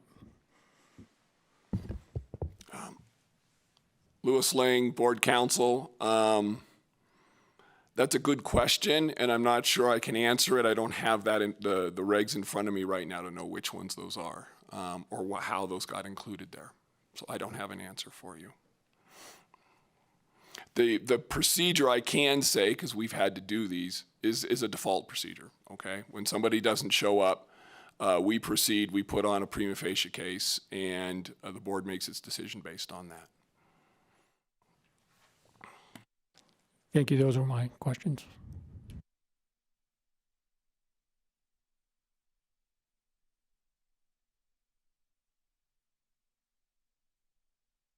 Okay, great. I think we have Assemblywoman Hanson had some questions as well, so we will turn it over to you whenever you're ready. Thank you, Chair. Yes, my question pertains to Section 3, and I don't have a problem with the repeal sections per se. It's the amending in Section 3. My question is, in Sub 3, an applicant who receives a score of at least 75% for a closed book or open book. The amendment is going from the 90% on an open book test to a 75 for an open book as a passing grade. I'm certainly all for repealing and cleaning up and streamlining regulations. I'm concerned about us maintaining standards, though, so I wanted to see what the reasoning is behind on an open book test going from a 90% down to a 75.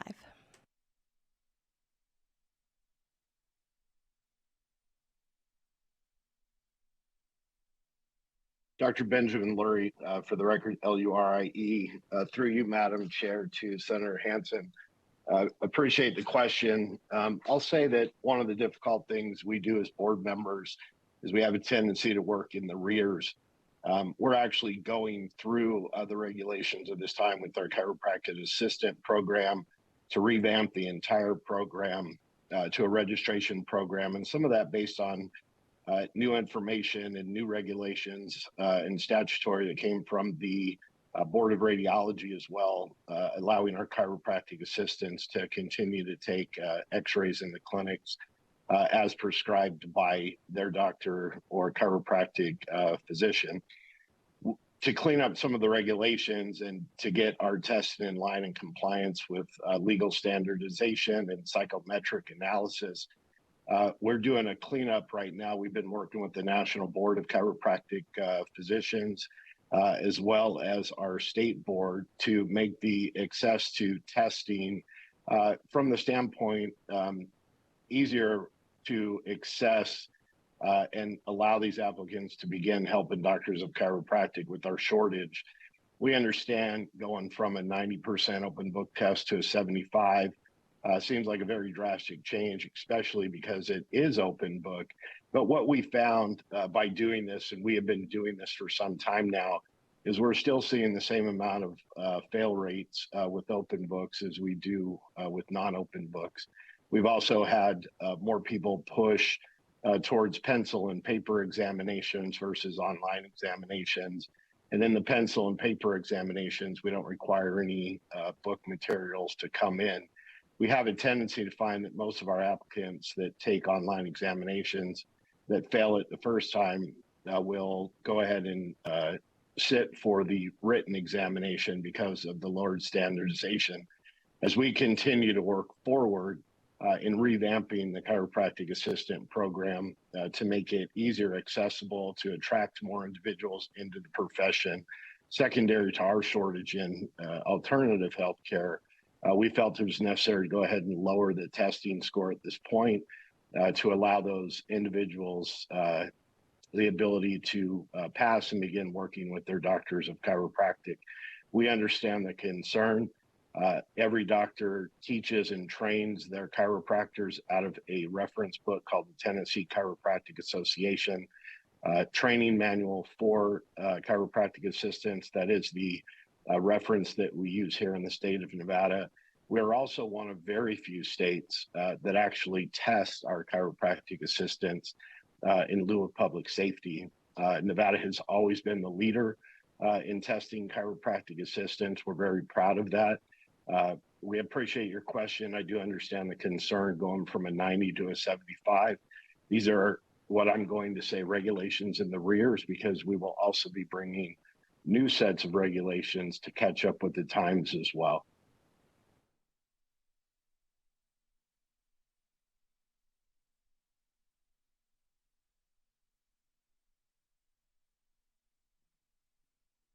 Thank you, Chair, and thank you for your answers.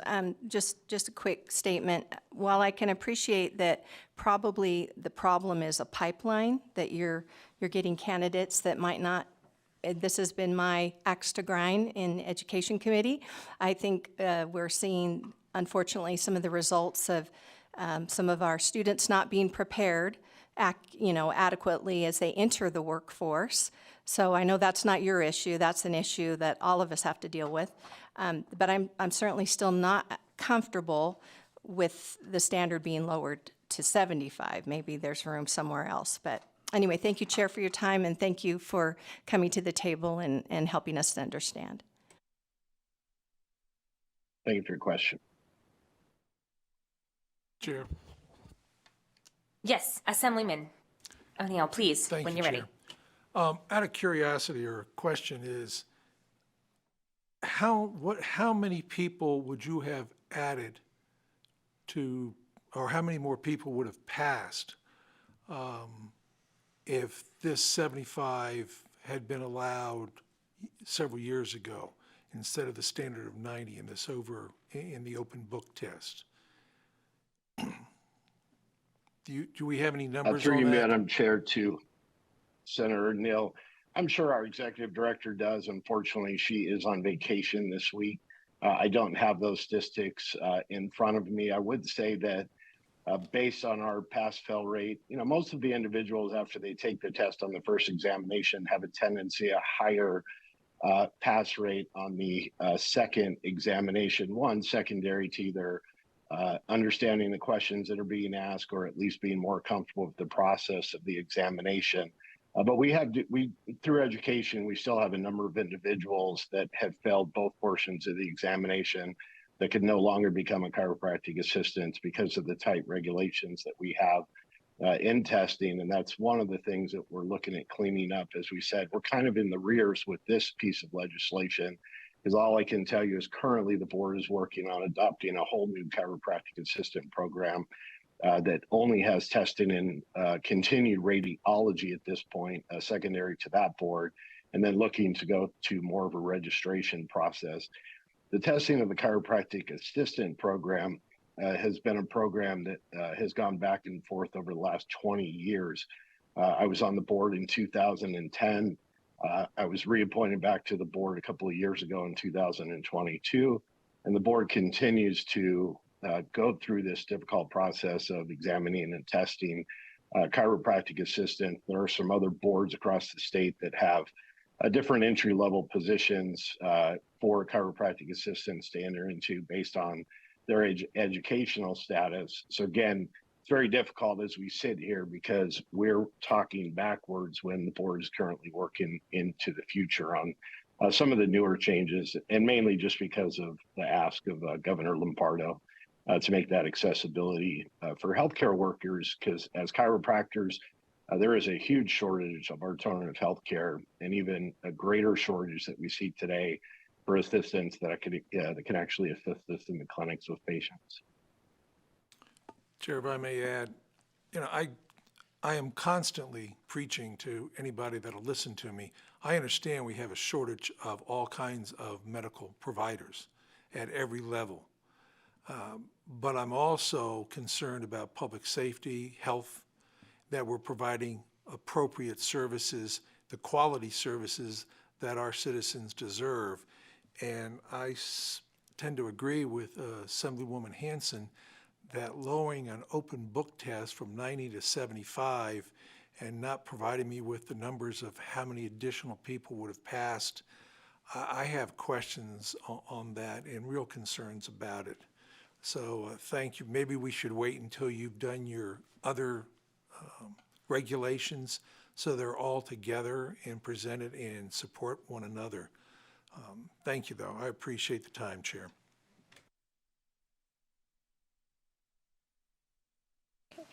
Do we have, I think we have an additional question in Carson City, Senator Hansen. Thank you, Madam Chair. Yeah, his testimony brought up an issue. Do chiropractic assistants do x-rays, basically? Yes, chiropractic assistants do x-rays. They are trained in the clinic by the doctors. We do have a board reference manual that all chiropractic assistants are to be currently trained out of. And we do test radiology on the current examination. Therefore, they do fit into the new regulation of the Board of Radiology. Okay, well, bottom line is okay, what you just said then is they should be really skilled in this book that they're trained in, and it's an open book test. Currently, you're allowed to miss 1 out of 10 questions, but you guys are going to shift it to where you can miss 1 out of 4 questions, which is 75%, for people that are actually doing x-rays, which is a fairly controversial, possibly very dangerous procedure. So I'm just real uncomfortable with it. I realize what Assemblyman, no, not Hansen, no, you, PK. Anyway, what he asked, though, is kind of a critical component of this. I mean, are we talking, 20 people a year? Are we talking 200 people a year? Because the public safety aspect of it, if you want them to be skilled in a book and you have an open book test, and they can still, even with an open book test, miss 1 out of 10 questions, which is in itself kind of strange, honestly, but to then reduce it to where they can miss 1 out of 4 questions on an issue that could potentially affect the health and well-being of the customers of these chiropractors that are using chiropractic assistants to do x-rays, essentially, that to me raises a real red flag. So, again, without seeing the hard numbers, I'm not sure, but to me, I'm very uncomfortable with lowering those standards on a procedure. This isn't like a real minor thing. If you goof up on an x-ray, you could really harm someone. So, yeah, I'm also, that lowering of the standard, just red flag for me on this regulation. I'm sorry. Thank you, Madam Chair.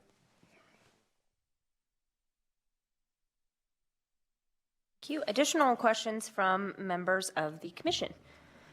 Okay, seeing none, Senator Daly, I believe you have a motion. Thank you, Madam Chair. And although I'm not happy with the I don't know answer, I don't think it's substantial enough to try to hold this up. Evidence on the record is going to be that, and if they didn't use that, it would be overturned in judicial review. So with that, I would make a motion to approve R114-23, notwithstanding the score issue, but I think it's okay. Okay, I have a second from from Speaker Yeager. Any discussion on the motion? Okay, seeing none. All those in favor, please signify by saying aye. Aye. Aye. Okay. All those opposed, please signify by saying nay. Nay. Nay. Okay. I have Senator Stone, Senator Hansen, Assemblyman O'Neill, and Assemblywoman Hansen. Did I miss anybody else in Carson City? Okay, then the motion does carry and regulation R114-23 will be approved.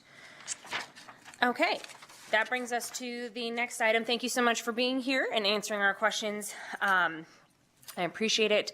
We are going to move to R117-23 for the Nevada State Board of Veterinary Medical Examiners, and I am going to turn it over to Senator Daly. Once I think we're getting some folks connected.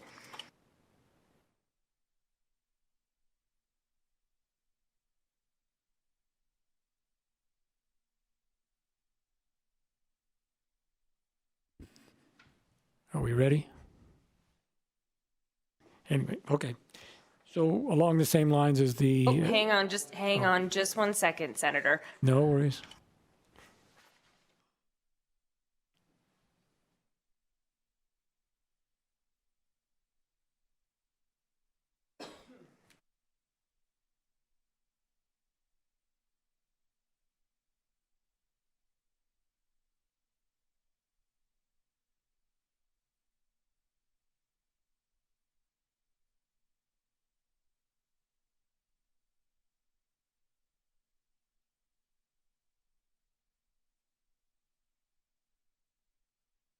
Okay, while we are checking for the Board of Veterinary Medical Examiners, we are actually going to hold off on that regulation. We're going to move to the next one. It is R129-23 for the Administrator of the Employment Security Division of the Department of Employment, Training, and Rehabilitation. And I am going to move to Senator Daly, and then we'll come back to that last regulation we were just talking about for veterinary medical examiners. But we've got folks from Dieter there in Carson City, so Senator Daly, when you're ready. And thank you, Madam Chair, and I'm thinking this will be a relatively easy question, but I do want to make sure that it's on the record regarding that, and I see that we're adding language on what people have to do in order to be deemed to be ready, willing, able, available, and actually seeking work if they're on unemployment. What I needed on the record and wanted to make sure is that these are in complement to some other qualifications, various things. For instance, a person who is eligible to be on an out-of-work hiring hall list through his local union, that's not changing. They can still meet that. My understanding, if they go over the 6 months, the 26 weeks, then they fall under the rest of this the same as everybody else, because that's longer than you would accept. But just wanted to make sure there was no change on that, and that's what I needed on the record.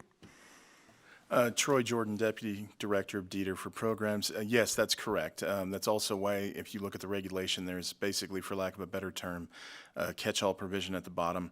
The union workers, in all candor, this wasn't really designed to catch the union workers, because, as you said, they go to the union hall, they put in for a job, they're usually employed within a quick amount of time when the next job comes in. But that will not change. It's in complement with those internal policies and other statutes, and it won't affect anything of what the hypothetical that you just gave me. And then just a quick follow-up, just to confirm, my understanding is there's still the provision in there if someone applies, for instance, a couple weeks ago when we had the snow or the storm or whatever, or if it's wintertime, things slow down on paving crews and various things, but they have a time that said, hey, my employer says I'm going back to work in 3 weeks. They can put that in there, and that would meet the requirement as long as they have a reasonable period of time between when they expect to go back to work. The short answer is yes. To elaborate a little bit for the Senator's confidence in this regulation, is that everything, even the ones that are laid out, are going to be in context of everything else. And what I mean by that is, if one of the things that says, one of the enumerated parts is you have to apply for 3 jobs. Well, if you're a nuclear engineer and there are no nuclear engineer jobs, obviously we're not going to hold you to applying for 3 fast food jobs. So everything's in context of what the claimant situation is and their needs and the economic system, the economic picture at the time, because of course if there are no jobs available, it's very hard to get them searching for work, as it would have been in a recession or something to that nature. But it's all relative to the person themselves. But we wanted to put this work search in for 2 reasons. The first being clarity to the claimant that this will count, and the second, we have had a number of employers saying, hey, we've had people signing up for interviews and not taking them, so it required a extra level of effort, so to speak, on record to have them search for work. But anyone making a good faith effort, it shouldn't change the way it is now. Understood. I just wanted to be clear, the provisions that allow you to get on your out-of-work list with your hiring hall through the union is still going to meet the requirements of searching for work. So that was my main question. And ready to make a motion if there are no other questions, Madam Chair. Any other members of the commission have any questions? Not seeing any. Senator Daly. Thank you, Madam motion to Chair. approve? Move to approve R129-23. Perfect. And I have a second from Speaker Yeager. Any discussion on the motion? Seeing none, all those in favor, please signify by saying aye. Aye. Any opposed, say nay. The motion carries unanimously. Our 129-23 will be adopted. Thank you so much for being here. And we are going to move back to our 117-23 for the Nevada State Board of Veterinary Medical Examiners. And I believe we have someone to join us in Carson City. And Senator Daley, when you and they are ready, proceed. And thank you, Madam Chair. And this one's similar to the last one, and I'm assuming the answer is going to be relatively close to the same. That is covered under 222A, I believe. So the definitions that were deleted were practices before the board, parties, pleadings, motions, complaints. And that is now going to fall to the larger generic statute. So those provisions being deleted are still going to be covered in a different area. Yeah. For the record, Louis Ling, Board Counsel to the Nevada State Board of Veterinary Medical Examiners. I apologize for any confusion to the committee about Ms. Pedigo. Jennifer Pedigo is our executive director. She would normally be here, but she was summoned for jury duty Friday afternoon, and she called me and said, "I need you to cover the hearing." I said, "Okay." So she's presently sitting in the courthouse in Washoe County. To answer your question, Mr. Daley, yes, 622A will cover all of this. As you might imagine, I was involved in trying to help the board decide whether they needed these provisions. So the provisions that are being taken out are covered by other provisions in 622A. And thank you, and I understand that. And you may or may not know the second question is more of a policy type of a thing. But in Section 16, where they had quite a bit of language on what an exam was going to cover, each training course, the board or its representative will examine each trainee, and then there's half a page of areas that they were going to be examined under, and it changes that to just will administer an examination to each trainee. So I don't want to assume. We'd like to have on the record, right? Is there some type of approved test examination that's going to be provided? Is there a national examination that's recognized by the veterinary medical boards for these types of things?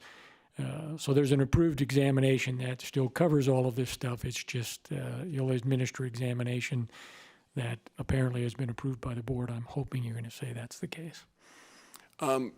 Louis Ling, to Mr. Daley, yes, there's no national examination, but the board's examination is not going to change as a result of this. This is part of, as you can see, there's a number of provisions dealing with the euthanasia technicians, and this is one of those provisions just to allow the board the flexibility to keep up with the industry. The euthanasic agents that are being used now are changing, okay? And we wanted to be able to change with them. So yes, there is an exam. It's going to be the same exam we've been giving all along. Well, and I just wanted to, because you don't put the words in there, approved by the board or whatever, and those words are not there. So you can give them an exam, and yes, it's flexible and can change, but it may not have enough structure. If it's going to be the same, like I say, I can assure you we just got done. I'm sorry. Excuse me. I have faith that will be the case. Yes. But part of what these boards are for is not only to protect the licensees, but to protect the public and to make sure that there are reasonable standards and expectations of what they're going to be examined on and the knowledge they have to have in order to have this license and practice. Now, I understand that's the board's goal. I wouldn't think that you would have some flimsy examination, but the words don't back it up 100%. But that doesn't mean I won't go along with the regulation today. But you should take a look at that. Yes. That's all I have, Madam Chair. Thank you.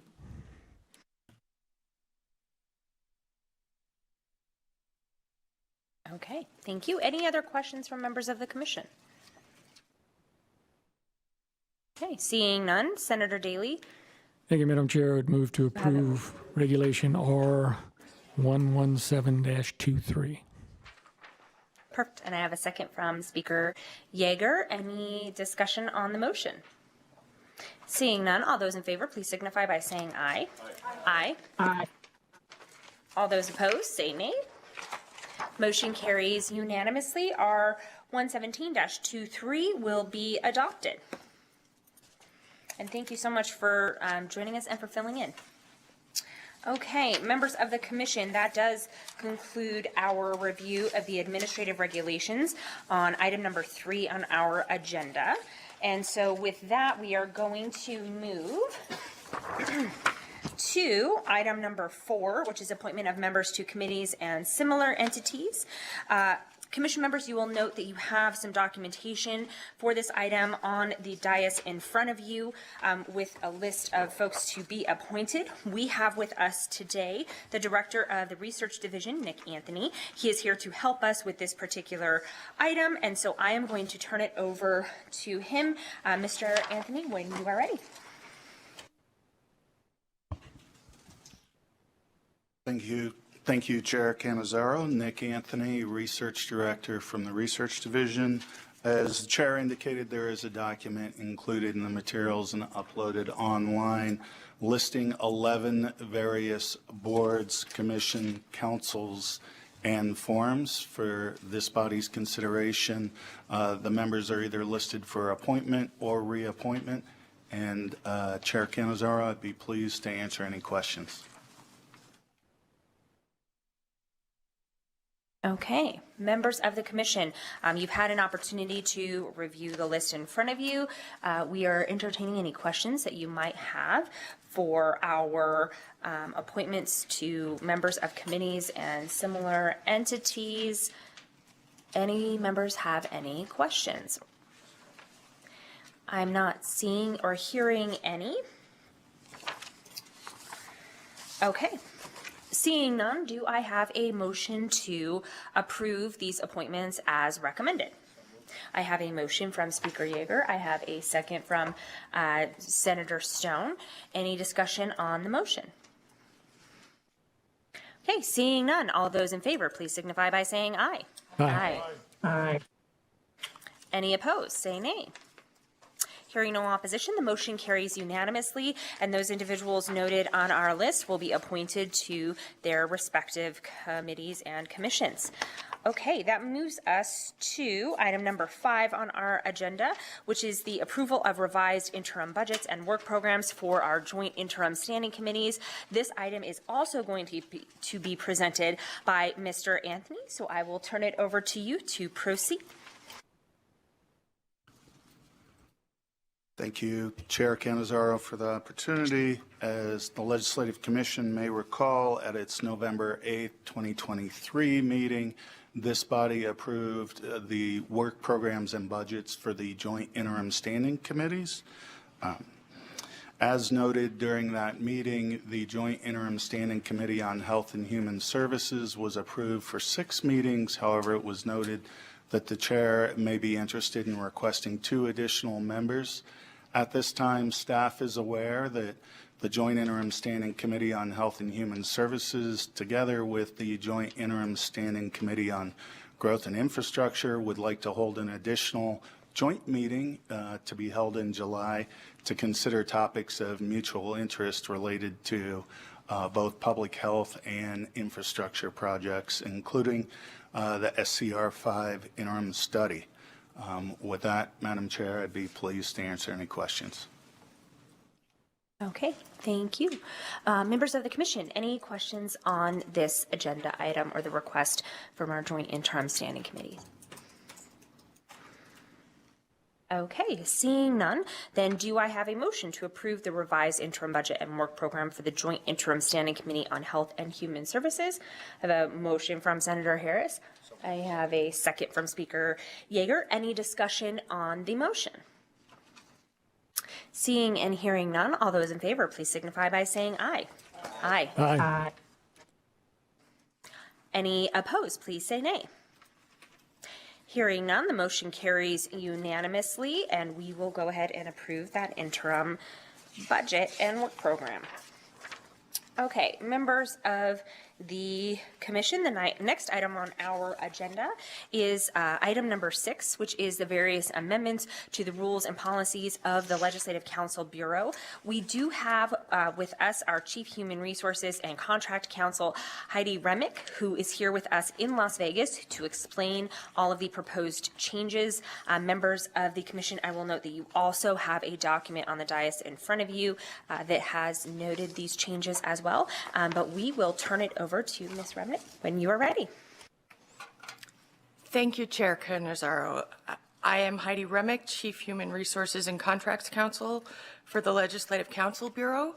I will review these proposed amendments and provide a brief explanation of each change as I go. So to begin with, Section 1 would amend Rule 8 to require that LCB employees get out-of-state travel pre-approved by the director in order to be reimbursed for their expenses. And the LCB believes this amendment is necessary to ensure the business necessity of out-of-state travel and to help keep travel costs in check.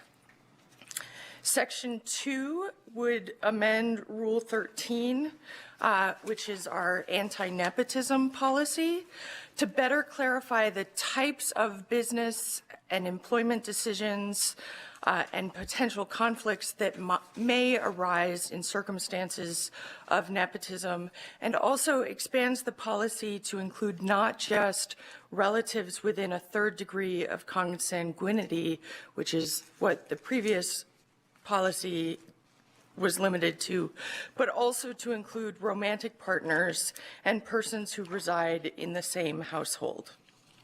And finally, this new policy amendment outlines a procedure for employees to follow if they were not relatives at the time they took on that position, but become related during the course of their employment. Section 3 amends Rule 16.3 to remove the exception for division chiefs, the director, and this commission to allow employees to be appointed to executive branch committees, because there is really no circumstance where such appointment would not raise potential ethical conflicts. Section 4 amends Rule 19 to provide more clarity to employees and supervisors at the time of hire about how long an employee's probationary employment will last. It further provides that employees cannot be given a raise during the course of their probationary period without the director approval, because a salary increase suggests that the employee's work is satisfactory and makes it more difficult to discharge employees during their probationary period if their work is in fact not satisfactory. Section 5 would amend Rule 25 regarding overtime and compensatory time to make some changes to clarify the language, and more substantively to amend subsection 9 of this rule so that all comp time balances over 120 hours will be paid out annually during the pay period that includes June 30th at the end of the fiscal year at the June 30th pay rate. And this is intended to protect the LCB from carrying unfunded liability in the form of very large balances of employee comp time, and will also prevent employees from amassing large balances of comp time and then cashing it out at a higher rate after July 1st when cost of living and merit increases take effect. Next is Section 6, which amends Rule 25.1 to provide use of compensatory leave for sexual assault victims in addition to domestic assault victims. And this change is necessitated to comply with the protections passed in the last legislative session in AB 163. There are a number of changes in this document that are necessitated by AB 163. Section 7 amends Rule 25.4 to clarify that callback pay requires employees to actually be called back to a legislative building or out to the scene of an emergency, and not just called after hours to handle some question or issue that may be resolved remotely. Section 8 amends Rule 29, again, to add protections for sex assault victims to our annual leave policies to comply with AB 163.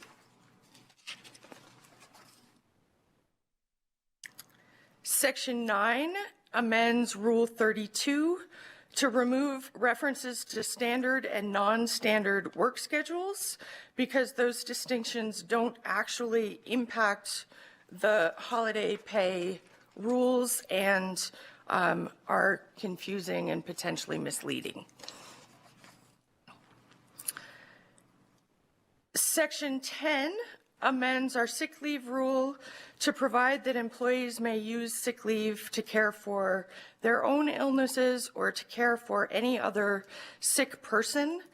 And let me be clear that this policy does not increase the amount of sick leave that LCB employees are entitled to, so staff will still need to be judicious in how they use that leave. However, it does provide employees with more flexibility in who they are allowed to care for, and it also protects our managers from having to ask intrusive and potentially discriminatory questions about people's relationships in order to determine whether sick leave is appropriate. Additionally, as necessitated by AB 163, this includes sex assault victims in our policy for sick leave requests. Section 11 goes along with the changes to the sick leave rule and would allow employees to take sick leave to care for any other person, and it would eliminate the 120-hour cap on using sick leave to care for others. This, again, does not give employees any more sick leave than they already have, but gives employees more flexibility in determining how to use their leave. It also would relieve our accounting unit of the need to keep track of family sick leave separate from an employee's personal use of sick leave. Section 12 similarly amends the bereavement leave policy to remove the requirement that the death be in the employee's immediate family so that employees would have more flexibility in honoring the deaths of loved ones, but again, it doesn't increase the amount of leave that employees may use. Section 13 would amend Rule 37.7, again, to include sexual assault victims in our Family and Medical Leave Act policies, and this is another edit necessitated by AB 163.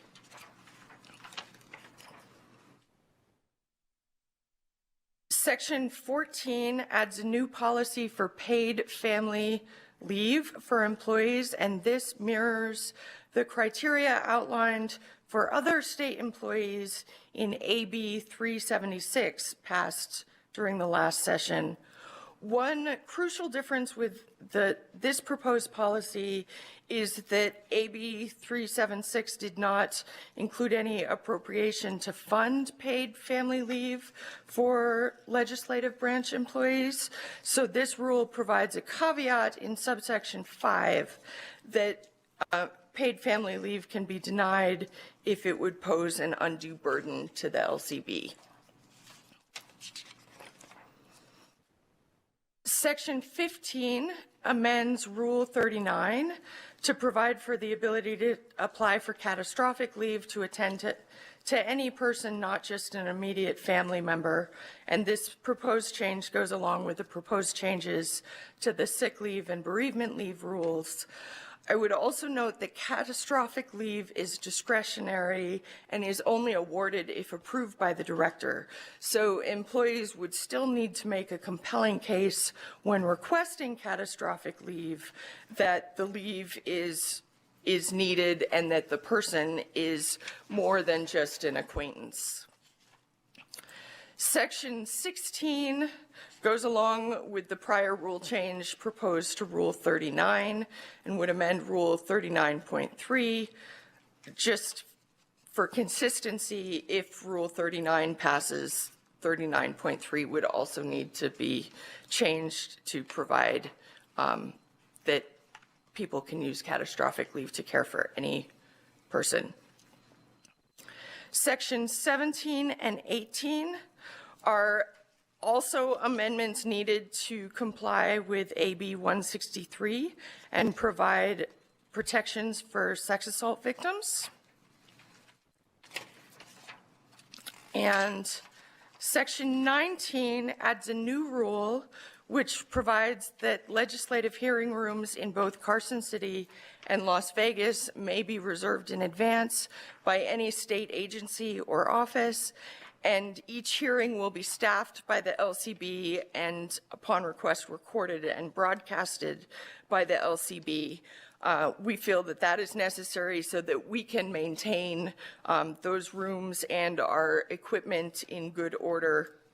However, this new rule provides that during legislative sessions and in the 3 months preceding regular sessions, legislative business will take priority over any other use of these rooms, and this rule would not take effect until the hearing rooms in Las Vegas are approved and ready for occupancy, and the director will provide notice when that date occurs. I am happy to entertain any questions. Okay, thank you. Any questions from members of the commission? Senator Harris, please. Thank you, Madam Chair. My question is about the first section related to the approval of business travel in order to get reimbursed. Is my interpretation correct in that absent that approval, there's no way for an employee to be reimbursed, even if, let's say, you know, they ran out of time and everyone agrees this was a business expense? It seems the way it's written, that doesn't matter. They would not be able to get reimbursed.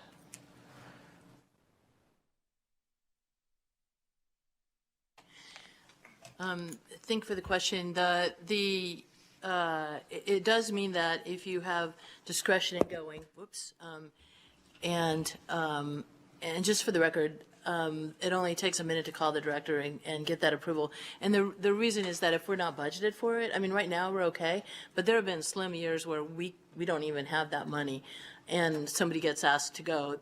The other exception to what you ask, I just want to point out, is that many times the organizations that the LCB pays dues to, the national organizations, oftentimes if the travel is not reimbursed by the LCB, it'll be reimbursed by those organizations, NCSL organizations like that.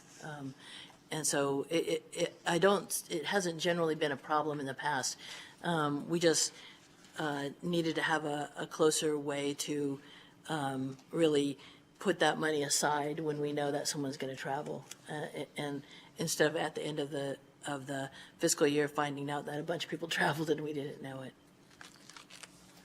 And I understand the need for the change, and I'm not opposed to it. I just wanted to make sure, and I think I got an answer, and the answer is that there is no way to be reimbursed if it's not pre-approved. Okay. And if I could just have a quick follow-up, Madam Chair, thank you. Could you, and you mentioned this a little bit, Ms. Erdos, but could you tell me about what the approval process looks like currently for LCB staff, or what it would look like moving forward under this regulation? Do we have like a Concur, app where you submit your requests or travel expenses, or is it just a informal process where you maybe send an email or pick up the phone and ask for that approval? I think at least while I am the director, my policy has just been, you can call me, text me, whatever. I'm not looking for anything formal. It really is just, then I'll make a note so that we can take that. I can't tell you that that might not change later, but I really think that the point of this is just to know, it's sort of like your own budget, just to know what you already spent.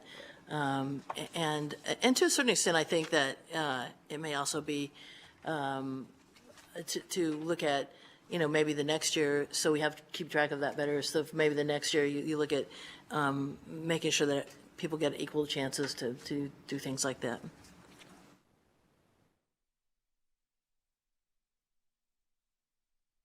Any additional questions from members of the commission? Chair. Okay. Do Chair. I have, oh, yes, please. I'm sorry. Go ahead. Go ahead, yes. PK.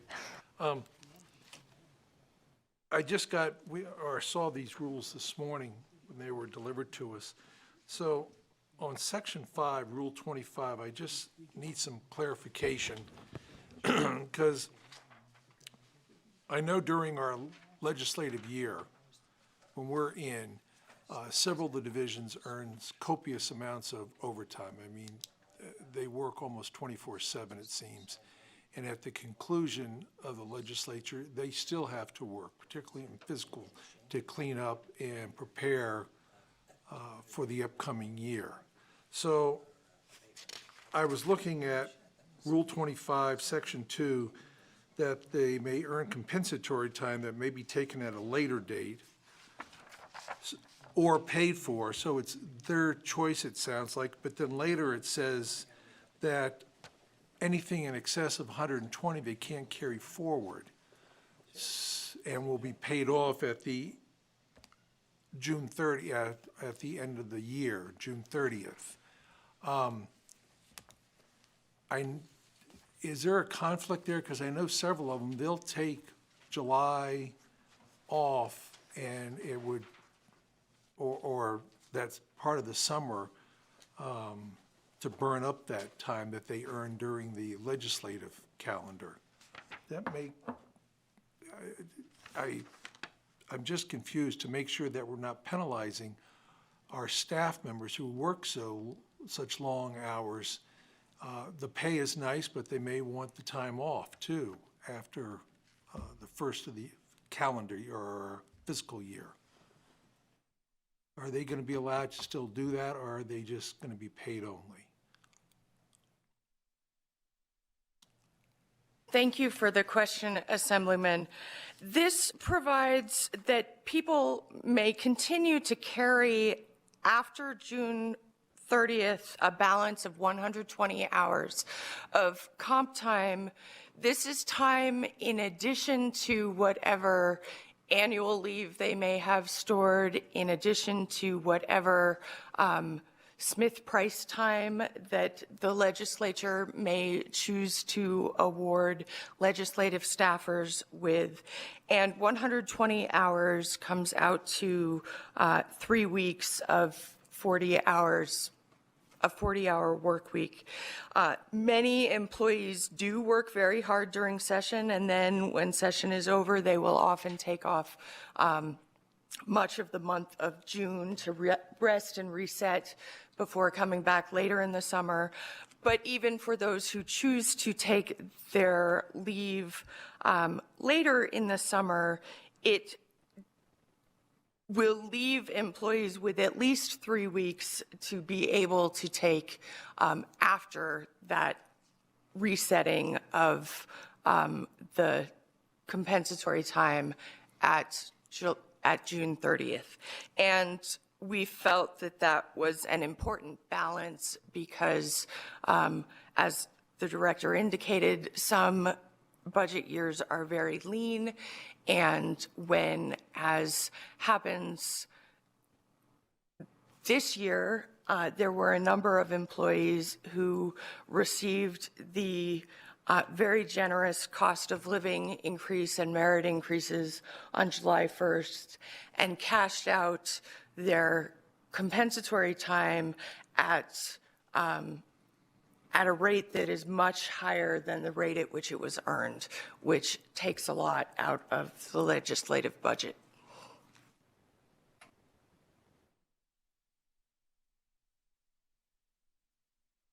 I still have some questions that we're penalizing the employees for working all that time that they want to take off if they agree in June not to get paid, but to take time off into the future year or the new year.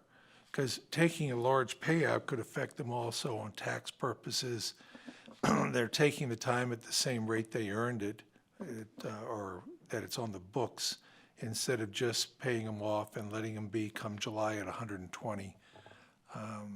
I truly appreciate, maybe I don't understand our personnel system here at LCB enough, but I want to make sure that they are allowed to have that time off and that it's at their choice before, and if they do take a pay, that the pay has got to be in the current year so there aren't those increases. So thank you, I appreciate it. Thank you for the question, Assemblyman. Compensatory time is paid out at the rate an employee makes at the time that they take the compensatory leave. So if the employee waits until after July 1st to take compensatory time in excess of 120 hours, they will be paid for that leave at the post cost of living, post merit increase rate that they receive on July 1st. So it's not accurate to say that they take the leave and are paid at the same rate that they earned the time at.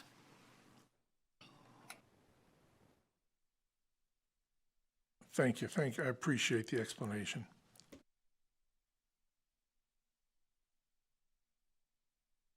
Additional questions from members of the commission?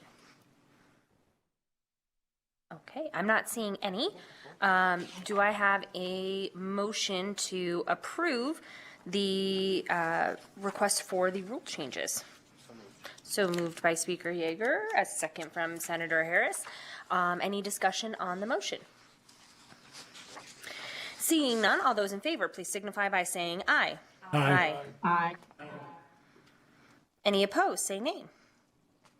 Okay, hearing none, the motion is approved unanimously, and these rule changes will be adopted. And thank you again, Ms. Remick, for walking us through all of those.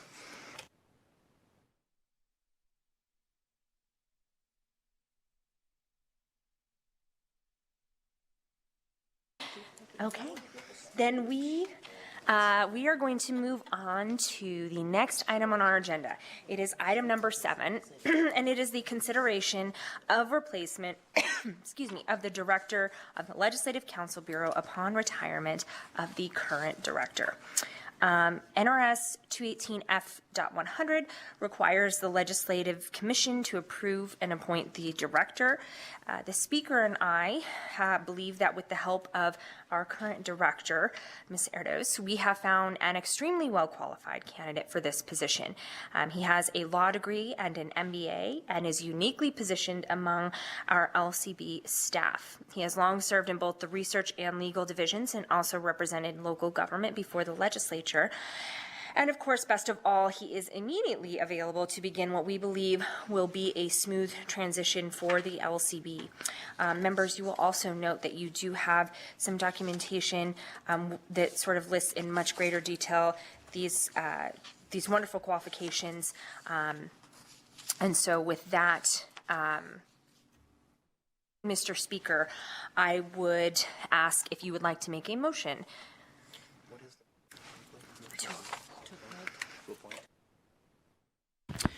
Thank you so much, Madam Chair, and I concur that we are blessed to have a wonderful internal candidate who I think has the experience we need in the next LCB director, so it would be my pleasure to make a motion to appoint Nick Anthony as the next director of the Legislative Council Bureau upon retirement of our current director. And I have a second from Senator Harris. Is there, discussion from members of the commission on the motion? Okay, all those in favor, please signify by saying aye. Aye. Aye. All those opposed, say nay. Hearing none, the motion is approved unanimously.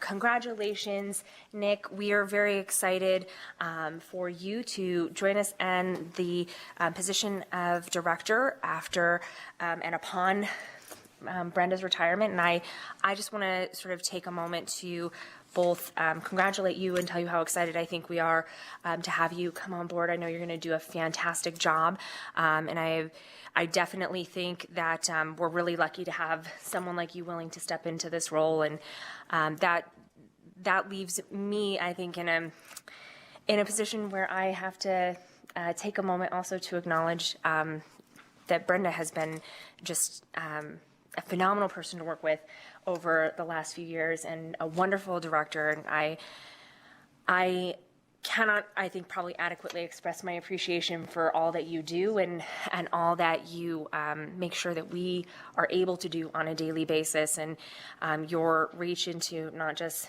the Legislative Council Bureau, but the legislature and to those of us individual legislators is not only remarkable, but substantial.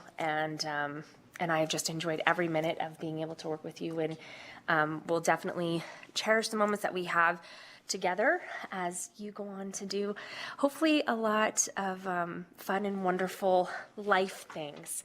But I think there is just a part that we will always miss having you here, and it definitely will be different and exciting but we will miss you immensely, and just wanted to extend a heartfelt thank you to you for everything that you do, both out in front of the legislature and also behind the scenes. And anyway, I appreciate you very much, Mr. Speaker.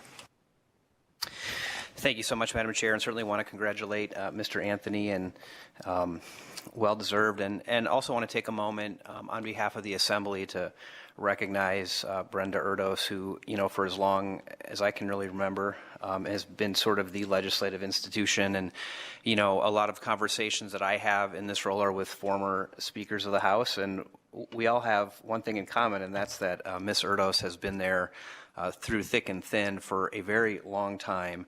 And so want to thank you for making sure that the legislature takes its rightful place in the three branches of government, and also for all the lives that you've touched throughout your career. Obviously, you're the director of the LCB now, but had a long, distinguished career as the director of legal, and before that, involved in legal, and one of the few people that was around the last time the legislative building up in Carson City underwent renovation. So, that kind of institutional knowledge is going to be really, really hard to replace, but we are certainly grateful for your, I'm not going to say how long, but for your years and years and years, decades of service to the legislature and to the state. You've certainly made it a better place, and you've made us more effective as legislators. So I want to thank you on behalf of the Assembly and wish you all the best in whatever comes next.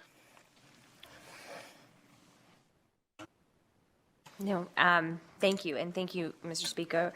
Congratulations again, Nick, and congratulations, Brenda. And we certainly will miss you. Oh, yes, Senator Krasner.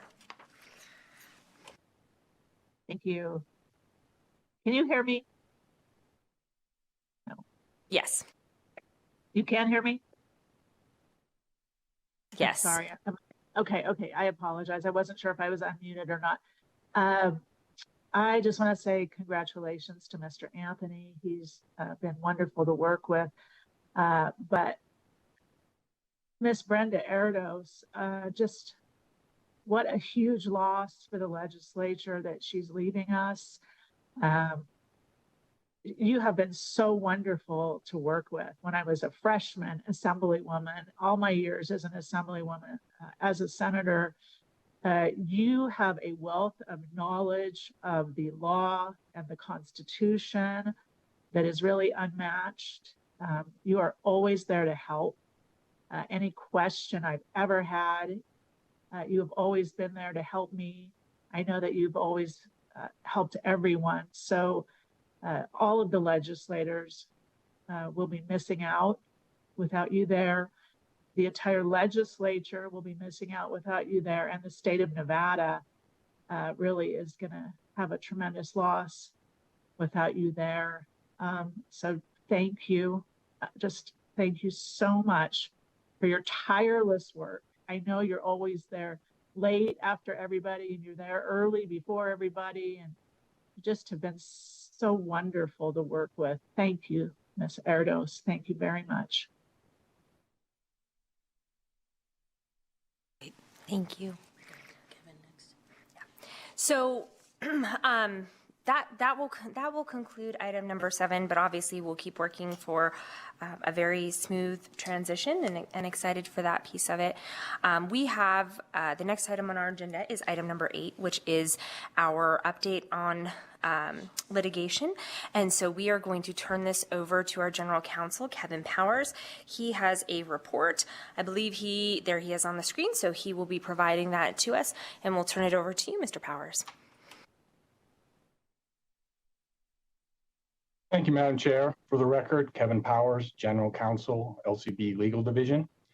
Before I begin my presentation on the litigation update, on behalf of all the employees of LCB Legal, we'd also like to express our appreciation for Ms. Erdos and all the years that she has served the legislature and made us all better employees and attorneys in the legal division.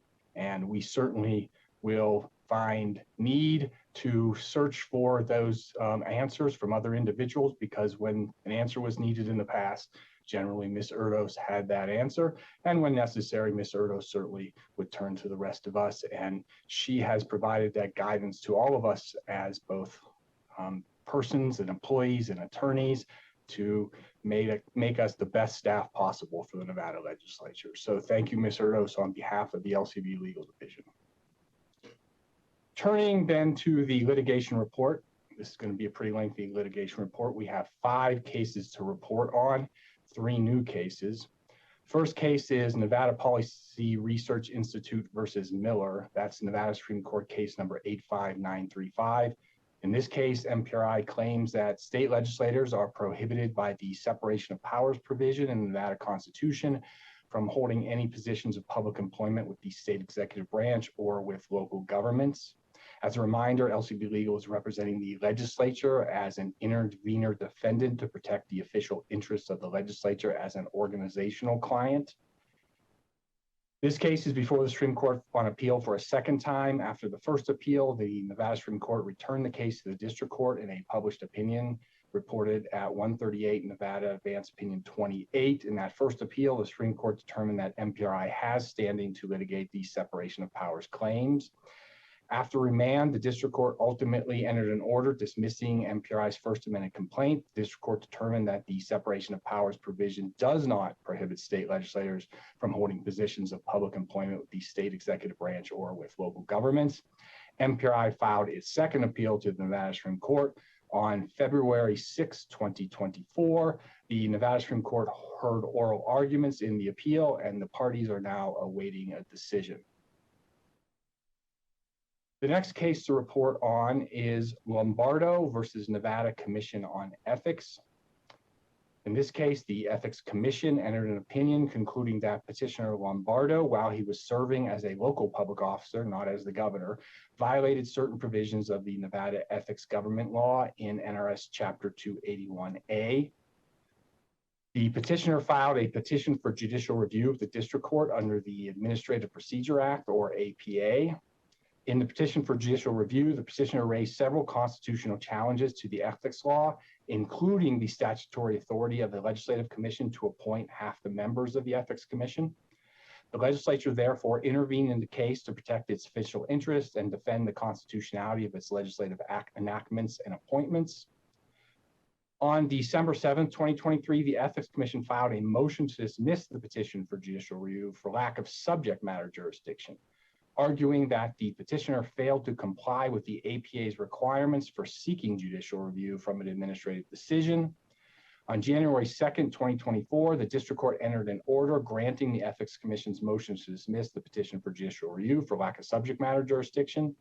On February 2nd, 2024, the petitioner filed a notice of appeal with the Nevada Supreme Court in order to challenge the district court's order. As a reminder, because the legislature limited its intervention in this case to only defending the constitutionality of its legislative enactments and appointments, the legislature is not taking any position on the subject matter jurisdiction issue being litigated between the petitioner and the Ethics Commission, and we will proceed in that same posture on appeal. We will not be taking any position on the issue of subject matter jurisdiction. If the Nevada Supreme Court agrees that there is no subject matter jurisdiction, that will end the case. If the Nevada Supreme Court determines that there is subject matter jurisdiction and remands it to the district court, then LCB Legal will represent the legislature to defend its legislative enactments and appointments. The next case is a new case, National Taxpayers Union versus Lombardo, and that's in the First Judicial District Court in Carson City. On January 2nd, 2024, the plaintiffs filed a complaint for declaratory and injunctive relief that raises several state constitutional claims challenging specific provisions of Senate Bill number 420 of the 2021 regular session. That bill relates to the health benefit plan known as the public option codified in NRS Chapter 695K. Even though the public option provisions were enacted during the 2021 regular session, those provisions do not become operative and effective until January 1st, 2026. The legislature intervened in the case in order to protect its official interests and defend the constitutionality of its legislative enactments. On February 23rd, 2024, LCB Legal filed a motion to dismiss on behalf of the intervener defendant legislature, and the AG's office filed a motion to dismiss on behalf of the state executive defendants. In the respective motions, the defendants seek dismissal on issues concerning lack of subject matter jurisdiction, including lack of jurisdictional standing and ripeness. After the parties complete briefing on the motions to dismiss, the district court will determine whether it will hear oral arguments on the motions or whether it will decide the motions on the briefs without oral arguments. The next new case to report on is Strong Public Schools Nevada versus State of Nevada. This is also in the First Judicial District Court in Carson City. On February 5th, 2024, the plaintiffs filed a complaint for declaratory and injunctive relief that raises several state constitutional claims challenging certain provisions of Senate Bill number 1 of the 35th special session. That bill is the Southern Nevada Tourism Innovation Act, and it relates to the financing of a Major League Baseball stadium project in Clark County, Nevada. The legislature intervened in the case in order to protect its official interests and defend the constitutionality of its legislative enactments. In response to the complaint, LCB Legal will file a responsive pleading or motion on behalf of the intervener defendant legislature, and the AG's office will file a responsive pleading or motion on behalf of the state executive defendants. At this juncture, Madam Chair, I think I'll take any questions on those cases because the next case to report on is particularly lengthy and complicated.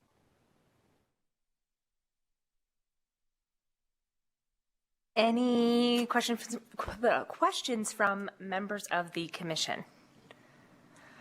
Okay, seeing none. Mr. Powers, please proceed. Thank you, Madam Chair. This is the last case to report on. The case is Silver State Hope Fund versus State of Nevada. That's in the 8th Judicial District Court in Clark County. This is a case where it's at an unusual procedural posture, so it's going to require some background information. The legislature's appearance in this case does not involve the merits of the legal issues being disputed by the existing parties. Instead, the legislature's appearance concerns a motion to intervene filed by a private attorney on behalf of several individual legislators seeking to intervene in the case. In the motion and related documents, the private attorney identified himself as the attorney for the Nevada Legislature. And the private attorney argued that the proposed interveners were entitled to intervention as of right on behalf of the Nevada Legislature and to represent the interests of the Nevada Legislature. To support the motion to intervene, the private attorney relied on NRS 218F.720. However, that statute grants LCB Legal the authority to provide legal representation in actions and proceedings on behalf of the legislature. And that statute sets forth the standards and procedures for LCB Legal to exercise the legislature's right and standing to intervene. So to better understand this case, it is necessary to provide some background information regarding intervention. Intervention in the district court is governed by applicable statutory provisions and the Nevada Rules of Civil Procedure, specifically Rule 24. When interpreting Rule 24, the Nevada Supreme Court generally follows federal cases because Nevada's Rule 24 is modeled on analogous provisions of Federal Rule 24. Under the federal cases and Nevada's rule, there are two types of intervention. The first type of intervention is permissive intervention, where the district court has the discretion to determine whether to allow the proposed interveners to participate in the case. The second type of intervention is intervention as of right, where the proposed interveners have a legal right to participate in the case in order to protect their interests. Based on federal cases, individual legislators, like other individuals, are entitled to seek permissive intervention on their own behalf under Rule 24B, and depending on the circumstances, federal courts have granted permissive intervention to individual legislators in constitutional challenges. However, federal courts have held that as a general rule, individual legislators are not entitled to intervention as of right under Rule 24A because individual legislators lack standing to assert the institutional interests of the legislature as an organizational body. By contrast, the legislature as an organizational body is entitled to intervention as of right when the appropriate body or officer designated under state law directs intervention on behalf of the legislature. In Nevada, under NRS 218F 720, before LCB Legal may exercise the statutory authority to seek intervention on behalf of the legislature, LCB Legal must be authorized to do so and directed to do so by either the Legislative Commission or the chair of the Legislative Commission in cases where action is required before a meeting of the Legislative Commission is held. Under these circumstances, LCB Legal is authorized to appear on behalf of the legislature and take any litigation actions and represent the legislature in the litigation as an organizational client in accordance with the Nevada Rules of Professional Conduct governing attorneys, specifically Rule 1.13, which governs legal representation of organizational clients. With that background in mind, we will turn to this particular case. After the private attorney filed the motion to intervene in related documents, the existing parties filed oppositions to the motion to intervene. In addition, the chair of the Legislative Commission directed LCB Legal under NRS 218F.720 to appear on behalf of the legislature in this matter and take any and all necessary actions in order to represent and protect the official interests of the legislature as an organizational client. To that end, LCB Legal filed the legislature's counter motion to strike all inaccurate and unprofessional statements relating to the legislature made by the private attorney in support of the motion to intervene. Ultimately, the district court, after considering the motion to intervene in related documents and the oppositions thereto, denied the motion to intervene filed by the individual legislators. The private attorney could seek appellate relief by filing a petition for writ of mandamus with the Nevada Supreme Court. Therefore, LCB Legal will maintain a participant in this case on behalf of the legislature to ensure that further representations are accurate and legally correct when it comes to who are the attorneys for the Nevada legislature and who represents the Nevada legislature as an organizational client, because under NRS 218F 720, the statutory authority and duty to represent the legislature as an organizational client falls on LCB Legal.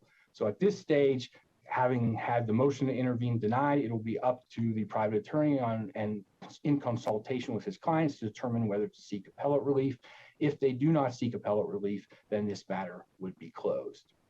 Thank you, Madam Chair. That is the litigation in progress report. I am certainly open to any questions. Thank you. Okay, thank you, Mr. Powers. Speaker Yeager.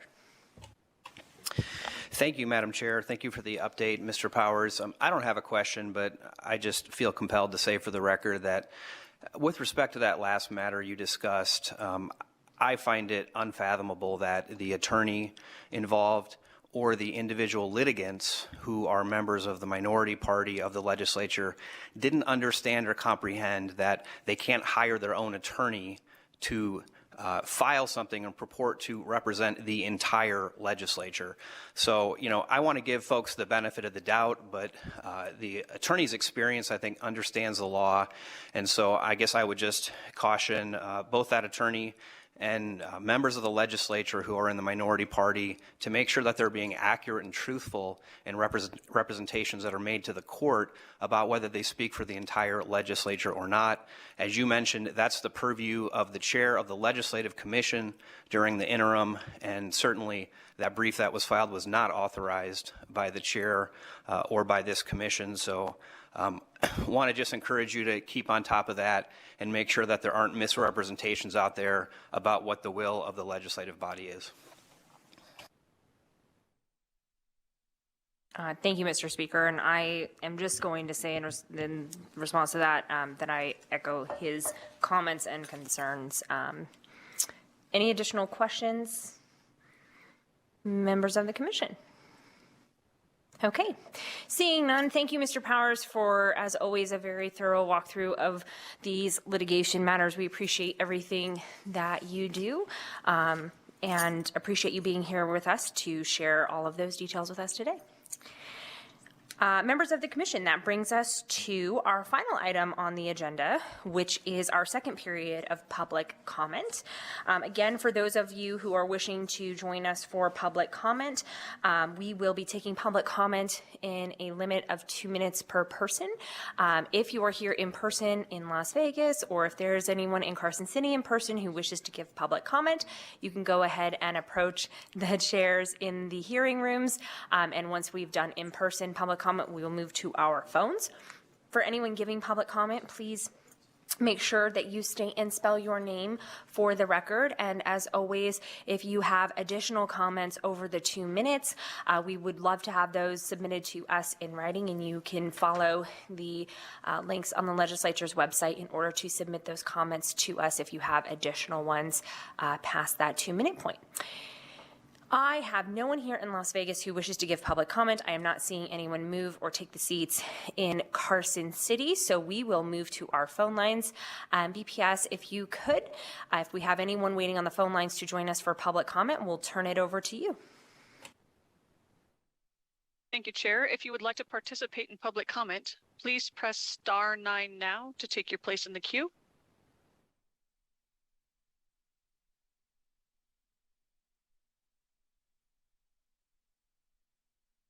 Chair, you have no callers wishing to participate at this time. Okay, great. Thank you so much. That will conclude then our second period of public comment on this agenda. I want to thank everyone for being with us today as we worked through a lengthy list of regulations and appreciate the Commission's attention to questions and details on all of those. Again, seeing no further business before this commission, we will go ahead and move to the last item on our agenda, which is adjournment. Thank you all. It is lunchtime. Go get some lunch, and we will see you at the next meeting.